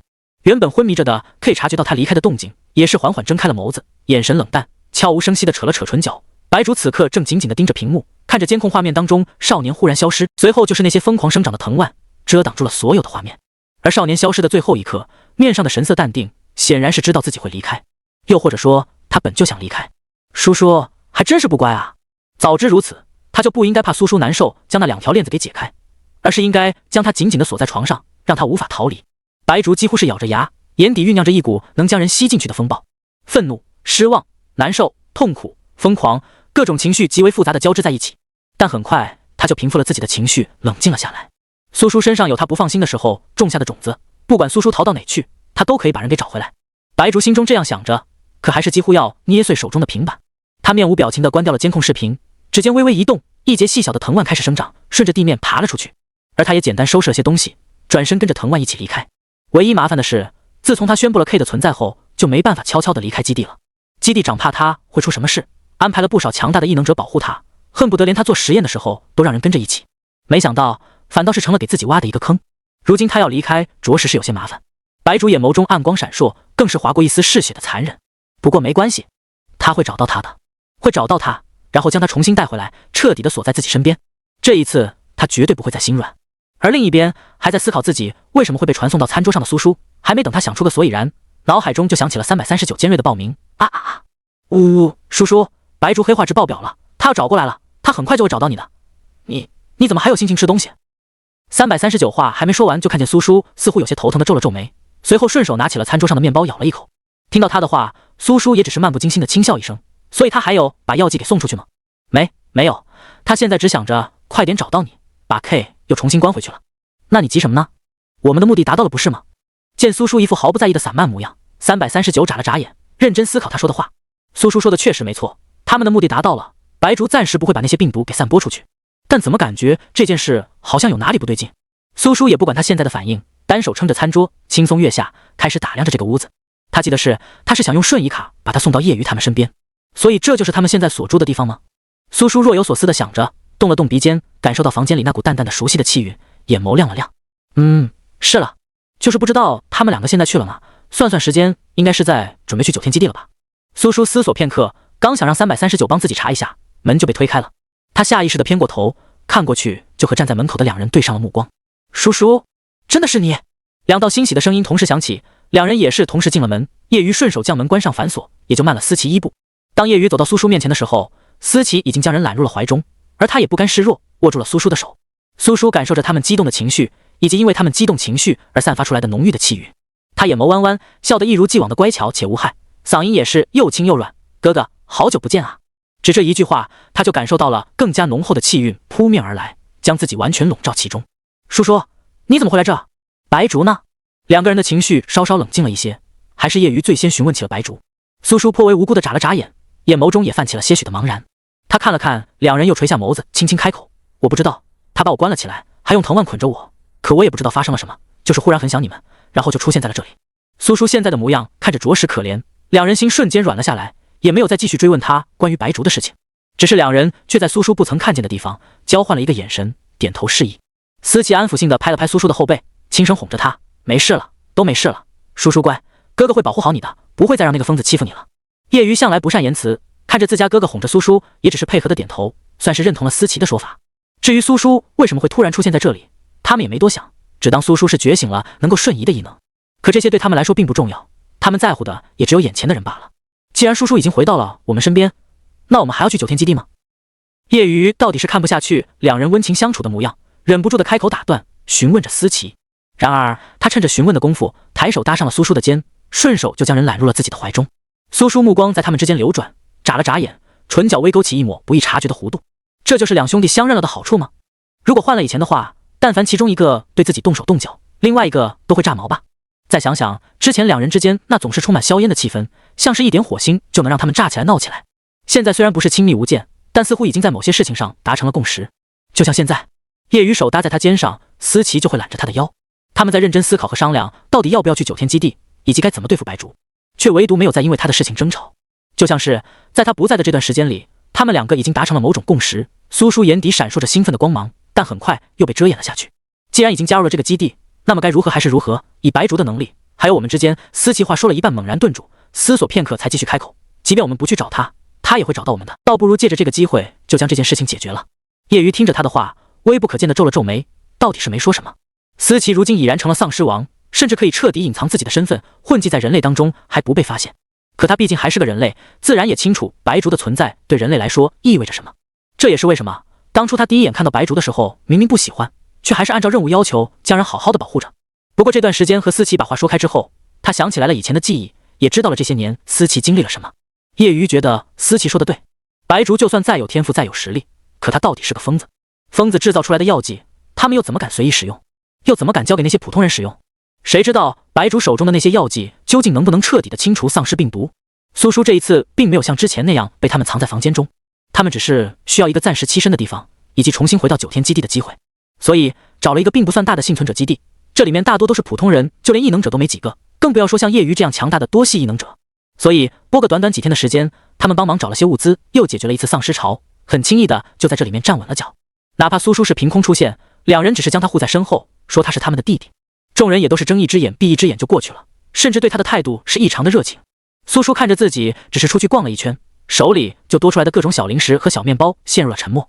如果不是那灰蒙蒙的天和外面偶尔传来的丧尸咆哮声音，他都有些怀疑这究竟还是不是末日了。为什么感觉这个幸存者基地虽然并不算大，但里面这些人过得似乎都还算不错，甚至还愿意将自己的食物分享给别人。339看出了他心中的疑惑，也只是叹息道，大概是因为现在两个男主都在这里吧，受到主角光环的庇护，再加上他们也确实为这个基地做了不少事。苏叔想了想，又认同般的点了点头。主角本就是被天道所偏爱的存在，而在主角的庇护之下，自然也会得到几分偏爱。这个幸存者基地也算是运气还不错了。白竹那边怎么样了？苏叔心中感叹着，又询问起了白竹。他还以为白竹应该很快就能够找到他，没想到这转眼间都过去3天了，白竹竟然还没找到他。算算时间，如果白竹明天还找不到他，那他们就要去9天基地主动见他了。而这几天他也确定了一件事，之前在白竹身上感受到的属于叶瑜他们的气运不是他的错觉，就像这2天他也能够在这2个人身上感受到属于白竹的那一份，那是一种很奇怪的感觉。明明眼前只有一个人，和他亲密接触的也只有一个人，偏偏他却像是感受到了3个。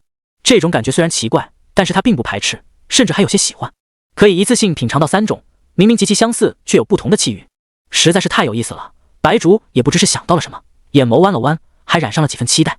哦，他呜，漂亮小丧尸，他又乖又聊。16 339查看了一番白竹那边的情况，他已经探查到你的位置就在这边了，本来想过来找你把你带回去的，可偏偏那个9天基地的人把他看得很紧。339说着，语气中都多了一丝幸灾乐祸的意味。不只是9天基地，就连其他基地派过去的异能者也多了不少，日日夜夜的在他的住处和实验室外面守着巡逻。不管他想要什么，只要一句话，那些人都会给他找过来，但是就是不肯让他离开。苏叔听339这么一说，也只是挑了一下眉，并没有意外。毕竟之前白竹研究出来的那些东西就已经足够让他们重视，更不要说现在他还可以制造出清除丧尸病毒的药剂。如今的白竹对那些人来说，无疑是人类希望的存在，他们自然不会让他出半点事。如果不是白竹极力阻止，那些人怕是恨不得连他吃饭睡觉的时候都盯着他。不过这2天，叶瑜和思琪也在商量要去9天基地的事。虽然他们没有明说，但苏叔知道他们去那里是为了白竹。男主和反派注定会站在对立面，也注定会走到这一步。可如今2个男主的身份地位都不如原剧情后期的地位，要是现在就和白竹直接撕破脸，怕是还没有接触到白竹就已经被其他的异能者给处理掉了。苏叔略微思索，他肯定是要跟着他们一起回去的。哪怕这几天白竹想着他的事情都没心情研究那些药剂，也没有像剧情中那样利用那些药剂把病毒给传播出去，但他的黑化值已经爆表无可检测。如果他不跟着一起回去，又让他和2个男主见面，还指不定接下来会发生怎样疯狂的事情。苏叔心中有了思量，于是在晚上吃饭的时候主动和叶瑜提起了这件事。叶瑜还算是好说话的，除了在那些事情上根本不会拒绝他的请求，更何况这件事情也是他最先提出来的，他异能者的身份在这个基地里面也是最高的，只要他同意了，那思琪也说不了什么。至于思琪，苏叔看了一眼还在厨房中忙碌的思琪，抿了抿唇。思琪肯定不会同意他跟着一起去，他们一开始就没想过带他一起，也不愿意让他再出现在白竹那个疯子的眼前。叔叔为什么想和我们一起回去？是因为还在想着他吗？叶瑜沉默了几秒之后，才轻声开口询问，可眼底却染着一丝怒意和怒火。苏叔注意到他握着筷子的手力气都大了不少，几乎要将筷子折断，于是连忙握住了他的手。少年笑容乖巧，眉眼弯弯，甚至还带着些撒娇的语气，我只是不想和你们分开，瑜哥哥，我不想一个人留在这里，你知道的，我在这里没有几个认识的人，要是你们也离开了，我就不知道该怎么办了。苏叔说着，更是直接起身走到叶瑜身边，在他的腿上坐了下去。他将头靠在叶瑜肩上，如同猫儿撒娇一般，在他的脖颈处轻轻蹭动。我知道你们是担心我，可是你们把我一个人留在这里，就真的安全吗？苏叔面上是一副委屈又可怜的模样，然后明显的在叶瑜眼底看到了动摇的情绪。也是，叶瑜和思琪这几天把他保护得很好，但是关于白竹的事，他们知道的比他更多，自然也清楚白竹如今对那些人来说有多么的重要。哪怕他们如今所在的这个小基地还算不错，但只要白主想，趁着他们不在的时候，也一定有办法把他给带走。叶瑜明显的迟疑了，苏叔目光闪了闪，双手环住叶瑜的脖颈，主动在他的唇角落下一吻，甚至还想要加深。然而下一刻，厨房里面东西落地的声音传来，也打断了两人的动作。思琪气冲冲的从厨房中跑了出来，恶狠狠地瞪着叶瑜，咧了咧嘴，冷笑一声，开口道：“叶瑜，你还真是好本事啊！我就切个菜的功夫，你竟然背着我偷亲！”尤其是在注意到苏叔此刻还坐在他的腿上的时候，思琪更是气不打一处来。他磨了磨牙，如果不是刚切了菜手也是湿的，他甚至现在都想直接把苏叔给抱走。叶瑜却只是冷冷淡淡地看了他一眼，然后垂眸看着怀中的少年，开口道：“好，把苏叔一个人留在这里确实有些不安全，倒不如直接将人带在身边。更何况他们这一次去找白竹，可还有别的目的。”叶瑜眼神暗了下来。思琪听他这么一说，也意识到了不对，目光在两人身上流转，忍不住的皱起了眉。叶瑜，你什么意思？哥哥，我想跟踪你们一起去九天基地。苏叔勾着唇角，微仰着头看着思琪，笑眼弯弯的开口。原本还算是淡定的思琪此刻瞬间瞪大了眼，有些不可置信的看着叶瑜，几乎是咬牙切齿的开口：“叶瑜，你他妈疯了吗？你知不知道自己在做什么？是不是忘了我们这一次去九天基地是为了什么？你怎么敢带着叔叔一起的？叔叔好不容易才逃出来，难道你又要把他送到那个疯子的眼皮子底下吗？”叶瑜也没开口反驳，只是抬手捂住了苏叔的耳朵，任由思琪暴怒的发泄。等到思琪骂骂咧咧了一阵消停了过后，才慢悠悠的开口道：“可我还是觉得把叔叔带着我们身边才安心。你也知道白竹并不简单，如果我们把叔叔一个人留在这里，反倒是不安全。”思琪听他这么一说，也是沉默了片刻，似乎是有些犹豫。苏叔抓住了这个机会，主动握住了他的手，眼神中还带着些渴求，轻轻晃动撒着娇：“哥哥，我想跟着你们一起，别把我一个人留在这里，我怕。”苏叔说着，那双眼微微泛红的漂亮眸子中瞬间就泛起了水雾，看着好不可怜，叫人心生怜惜。思琪也确实是瞬间就软下了心来，根本舍不得拒绝苏叔的要求。他颇为无奈的轻声叹息，想要抬手揉了揉苏叔的头，但最后还是收了回去，只是放软了声音，哄着开口：“好了好了，哥哥又不是不带你去，还不是叶瑜说我们这一次去太危险，要把你留在这里更好一点。”叶瑜就这么直接把这个锅推到了他身上，思琪是不是觉得自己很礼貌？思琪完全不在乎他的感受，又继续开口道：“那这件事情就这么定了吧，明天叔叔和我们一起走，我先去做饭。”思琪说着就准备转身继续回厨房，刚走两步，又像是想起了什么，回过头来盯着叶瑜，狠狠地瞪了他一眼，冷哼一声开口道：“你最好给我收敛一点，毕竟你做的那点小动作，我可都清清楚楚。”叶瑜听着他的话，轻笑了一声，却并没有什么反应。达到了自己的目的，苏叔心情也还算不错，像昨天晚上睡觉的时候，两个人同时摸上了他的床，他也没说什么，就那么任由这两个人将他一左一右的挤在中间。他还找了一个最为舒服的姿势，靠在叶瑜怀里，又抱住思琪的腰。到底是想着明天要一起去九天基地，所以这一晚上除了亲一下，两个人都没对他做出太过分的事情。苏叔倒也睡得十分舒服，感受着浓厚的气韵将自己完全包裹。他这一觉十分沉，又梦到了那个奇怪的梦境，只是这一次梦中那三个人的脸却成了自己熟悉的面容，可那些气韵还是熟悉的味道。苏叔在梦里被欺负透了，直到最后整个人像是从水里捞起来一样，浑身湿漉漉的。梦醒之后，他发现自己还被两人抱在怀中，身上没有任何不适，也稍稍松了口气。幸好只是梦，不然他怕是真的会受不住。叶瑜和思琪早就已经做好了，准备也收拾好了东西，所以今天他们并没有怎么收拾，而是带了几个异能者和叔叔就直接往九天基地去了。他们两个和苏叔一辆车，另外几个异能者一辆车。他们这里距离九天基地说近不近，说远也不算远，但还是开了4个小时的车才到了那边。另外几个异能者的车跟在叶瑜他们车后面，不由得感叹他们运气这个真不错，这一路上几个小时的车愣是没有碰到一只丧尸。本来他们都做好了在去的路上肯定会遇到那些丧尸的准备，也做好了会和那些丧尸动手消耗体力的准备，所以还带了不少的食物。没想到竟然这么舒舒坦坦的就到了九天基地。如果不是灰蒙蒙的天和空气中的混杂着血腥味的难以言喻的味道，还有那些被摧毁成了一片废墟的建筑物，他们甚至有些怀疑自己又回到了末日之前，根本没有丧尸这种东西，而他们也只是在外面执行任务。只是没有人知道，没有丧尸打扰他们的原因，全都是因为思琪操控着那些丧尸有多远滚多远了。好在他们顺利到达了九天基地，而九天基地安排的负责接待其他基地的人，在看到叶瑜的那一刻，脸色变了又变。偏偏其他几个异能者还没有看出什么不对，十分热情地迎了上去，和他们打招呼。负责人也不再将注意力放在叶瑜身上，开始和其他异能者交流。几个异能者在看着眼前的基地的时候，眼神中都闪烁着炙热的光芒。除了是因为这个基地以外，更重要的还是因为这个基地里面的人，他们终于也可以见到那位传说中的白博士了。说不定运气好，他们还能够拿到白博士手中的药剂。几个异能者对接下来在九天基地里的生活充满了希望，也没有注意到负责人中的其中2个眼神止不住的落到叶瑜身上，那叫一个复杂。毕竟以前叶鱼在9天基地的时候名声也不算小，可他们也不知道叶鱼为什么突然就离开了这里，现在还加入了另外一个基地，又重新回到了这里。负责人已经通过通讯器，这一次来的人里面有叶鱼的事情暗戳戳地告诉了基地长。虽然不知道究竟发生了什么，但叶鱼强悍的实力是毋庸置疑的。既然人又回到了他们基地，那如果可以把人继续留在这里是最好不过的。负责人带着他们去到了给这些异能者安排好的住处，并且也将如今实验室那边的情况告诉了他们。白博士这几天都很辛苦，就是想早点研究出真正的能够彻底清除丧尸病毒的药剂。负责人感叹道，众人也纷纷应和，夸赞白竹的厉害和天赋。思琪只是双手环抱地靠在一旁，听到他们的话只觉得好笑，事实上他也确实笑了出来。负责人略带尴尬地看了他一眼，又叮嘱了几句，然后转身离开。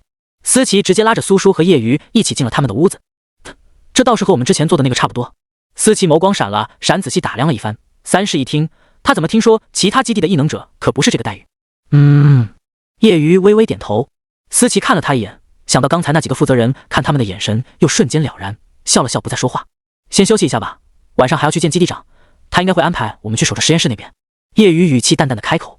思琪微扬起下巴，倒也没说什么。苏叔将3个房间都看了一遍，轻轻笑了一下。虽然他感觉这3个房间并没有什么作用，毕竟他除了偶尔会真的陷入睡眠，做那些莫名其妙的梦以外，平时和思琪都是不需要休息的，至少现在不需要。苏叔靠在门边看着面前柔软的床，忽然想起在原剧情当中，2个男主解决了白竹这个反派。不久之后，原本感染了病毒的丧尸也逐渐恢复了些许人类的特质。思琪身为等级最高的丧尸王，如今外表和人类本完全一样，在那种时候自然而然也是第一个开始恢复的。只是现在所有的剧情进展都被提前，也不知道他们如今的实力能不能弄死白竹，以及丧尸恢复成人类还需要等待多久。苏叔心中正思索着，思琪却忽然走到了他身后，抱住了他的腰，将下巴抵在他的肩上。叔叔在想什么呢？没什么。苏叔顺势就靠在了他怀中，却没有注意到一颗小小的像种子一样的东西突然从他身上掉了下来。那颗小种子在地上滚了好几圈，然后趁着人不注意的时候钻到了床底，默默生根发芽，长出了一截细小的藤蔓。嗷呜！漂亮小丧尸，他又乖又聊，是真的吗？思琪把苏叔抱得更紧了，在他的唇角落下一吻，意有所指的开口道：可是我想，叔叔，我有些想。思琪声音很轻，剩下的话并没有说完，但苏叔知道他现在想要什么，毕竟他能够清楚地感觉到。然而下一刻，叶鱼也走了过来，面无表情地抬手拍上思琪的肩，语气冷冷淡淡地开口：别忘了，我们还要去见基地长，休息可以，别太过分。是，叶鱼，你这话说的可就不对了，我和叔叔又不需要休息。思琪说着挑了一下眉，语气中满是玩味的调笑。叶鱼面上瞬间布满了一层红，眼底也闪过一丝懊恼。毕竟他知道思琪说的没错，他们2个就算是不休息也没关系，需要休息的只有他一个而已。只是他还想说些什么，下一刻思琪就直接将他半推半抱的带进了房间里。哼，昨天你偷亲的事情我都还没找你算账呢，今天怎么也该轮到我了。再说了，不用你动，你还能够享受到，不好吗？叶鱼盯着面前被反锁了的门，听到里面的动静也只是咬了咬牙。苏叔对此倒是没太大的反应，只是在他意识有些模糊的时候，隐约却察觉到似乎有什么东西缠上了自己的脚踝，那种感觉太像被白竹关起来的那段日子用藤蔓缠住的时候。他眼睫微微一颤，下意识地睁开眼眸，可视线仍然有些模糊，只隐约察觉到似乎确实有一抹绿色缠绕在了自己的脚踝上。当他换了一个姿势想要看得更清楚的时候，那些藤蔓已经消失不见，就仿若刚才只是他的错觉。叔叔这种时候还在想什么？思琪对于他在这种时候还出神的模样显然是有些不满，带着些惩罚意味的狠狠咬了一口他的唇瓣。轻微的痛感让苏叔回过了神，不再思考刚才的错觉，而是继续抱住了思琪，含糊不清地回答道：想你，最喜欢哥哥了。他的声音很小，可说出的话却取悦到了思琪。哥哥也喜欢叔叔。接下来的几个小时，叶鱼在浴室当中泡着郁闷不已，甚至有些懊恼自己为什么没有跟着一起挤进去。而另外一边手中捏着藤蔓，原本还有些高兴苏叔竟然主动回到了9天基地。本来想着应该怎么把人给弄回来的白竹，也是霎时之间就变了脸色，眸光逐渐阴沉了下来。他磨了磨牙，不由得捏紧了手中的藤蔓，像是在极力克制些什么。明明那人并不在他的眼前，可他却能够清楚地感受到，甚至连他的身体也这样复杂的感觉，让白竹不由得扶着身边的桌子，微微喘息着，面上也泛起了淡淡的红。他松开了手中的藤蔓，近乎于落荒而逃地冲进了浴室中，紧接着就是一阵哗啦啦的水声。叔叔，叔叔，那一片片轻声低喃，犹如恶魔的低语。苏叔意识有些恍惚，总觉得耳边不是一个人的声音，奈何此刻的他并不想做什么，也做不了什么。直到最后结束，被思琪抱起的时候，他才恍惚意识到不对，自己的脚踝处确实有一圈像是藤蔓留下来的痕迹，但思琪并没有发现。苏叔眸光闪了闪，也没在这件事情上纠结下去。当他收拾好，被神清气爽的思琪抱着出了房间的时候，叶鱼都还没有从房间里出来。啧啧，果然是没用，这么久了都没解决好。思琪轻声哼笑，苏叔此刻并不想开口，只是靠在他怀中微合着眸子。又等了1个多小时，叶瑜才换了身衣服出门。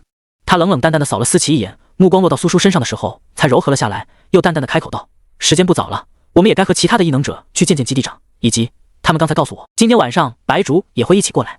到底是在9天基地待了那么久，哪怕曾经这个基地中确实有不少眼红他，甚至还想要置他于死地的人，可更多的是对他的敬仰和赞扬。在这里，他也有几个朋友，身份地位也不低，更是混上了管理层。他们不能理解他为什么会突然离开基地，可如今他回来了，他们也高兴，于是提前给他透了底。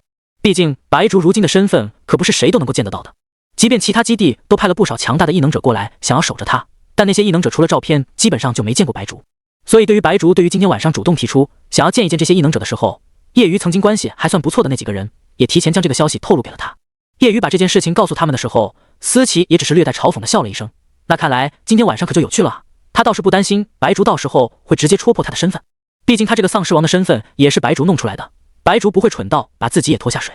而唯一让他担心的是苏叔，既然现在人都已经被他们带到了9天基地，那么这种时候就更不可能让他单独留在这里，就是不知道白竹会做些什么。叶瑜看出了思琪心中的烦躁，却也只是抿了抿唇，嗓音轻缓的开口：“没关系，白竹不会在那种时候撕破脸皮。走吧，别让他们等太久。”苏叔到底还是跟着他们一起去了。基地长特意为他们准备了接风宴，这是其他异能者过来的时候都没有的待遇，毕竟今晚上还有白竹也会一起来，自然而然也就准备的多了一些。不过好在那些异能者都是前2天过来的，再加上白竹也在这里，所以他干脆就叫人一起过来，倒是热闹得很。苏叔远远的就看见周围围了几个人的白竹，对方似乎也有所察觉，下意识的抬起眼眸朝他看了过来，两人的目光在空中交汇。白竹直勾勾的盯着他，唇角微勾起一抹弧度，眼底闪烁着微光。下一刻他就察觉到一条细小的藤蔓不知从何处出现，绕上了他的脚踝，又顺着他的小腿往上。苏叔手中还捧着一杯温水，突如其来的动静让他身体微微一颤，就连握着杯子的力气都不由得大了几分。他垂下眼眸，一声闷哼，很快就被思琪察觉到。思琪快步走到他身边扶住了他，而白竹看到了自己心心念念的人，便也没有在这里继续留下去。毕竟他还得回去好好想想该怎么把苏叔从那2个人手中给抢回来，以及该怎么把他们弄死。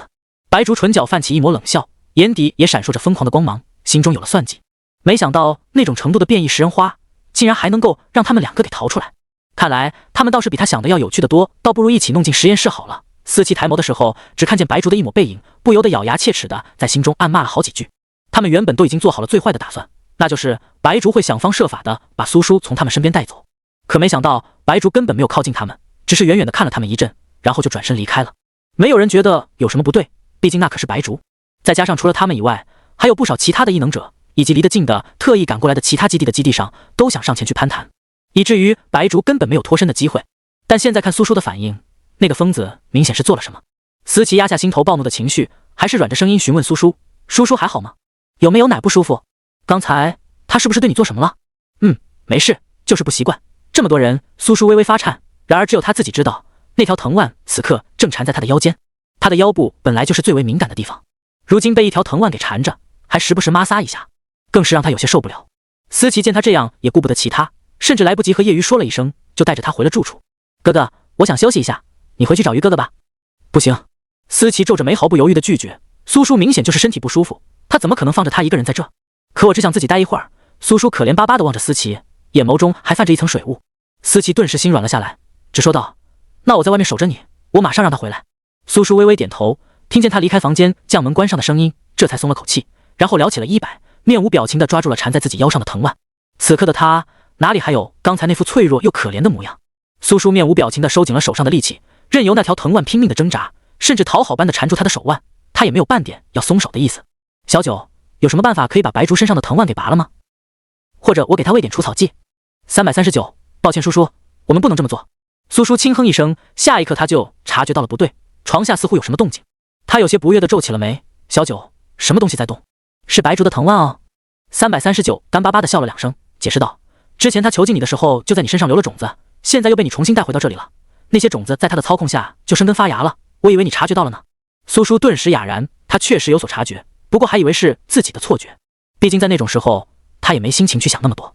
然而就在他想着的时候，床底下的动静越来越大，几条小臂粗的藤蔓从下面伸了出来，爬上了床，甚至缠绕上了他的腿。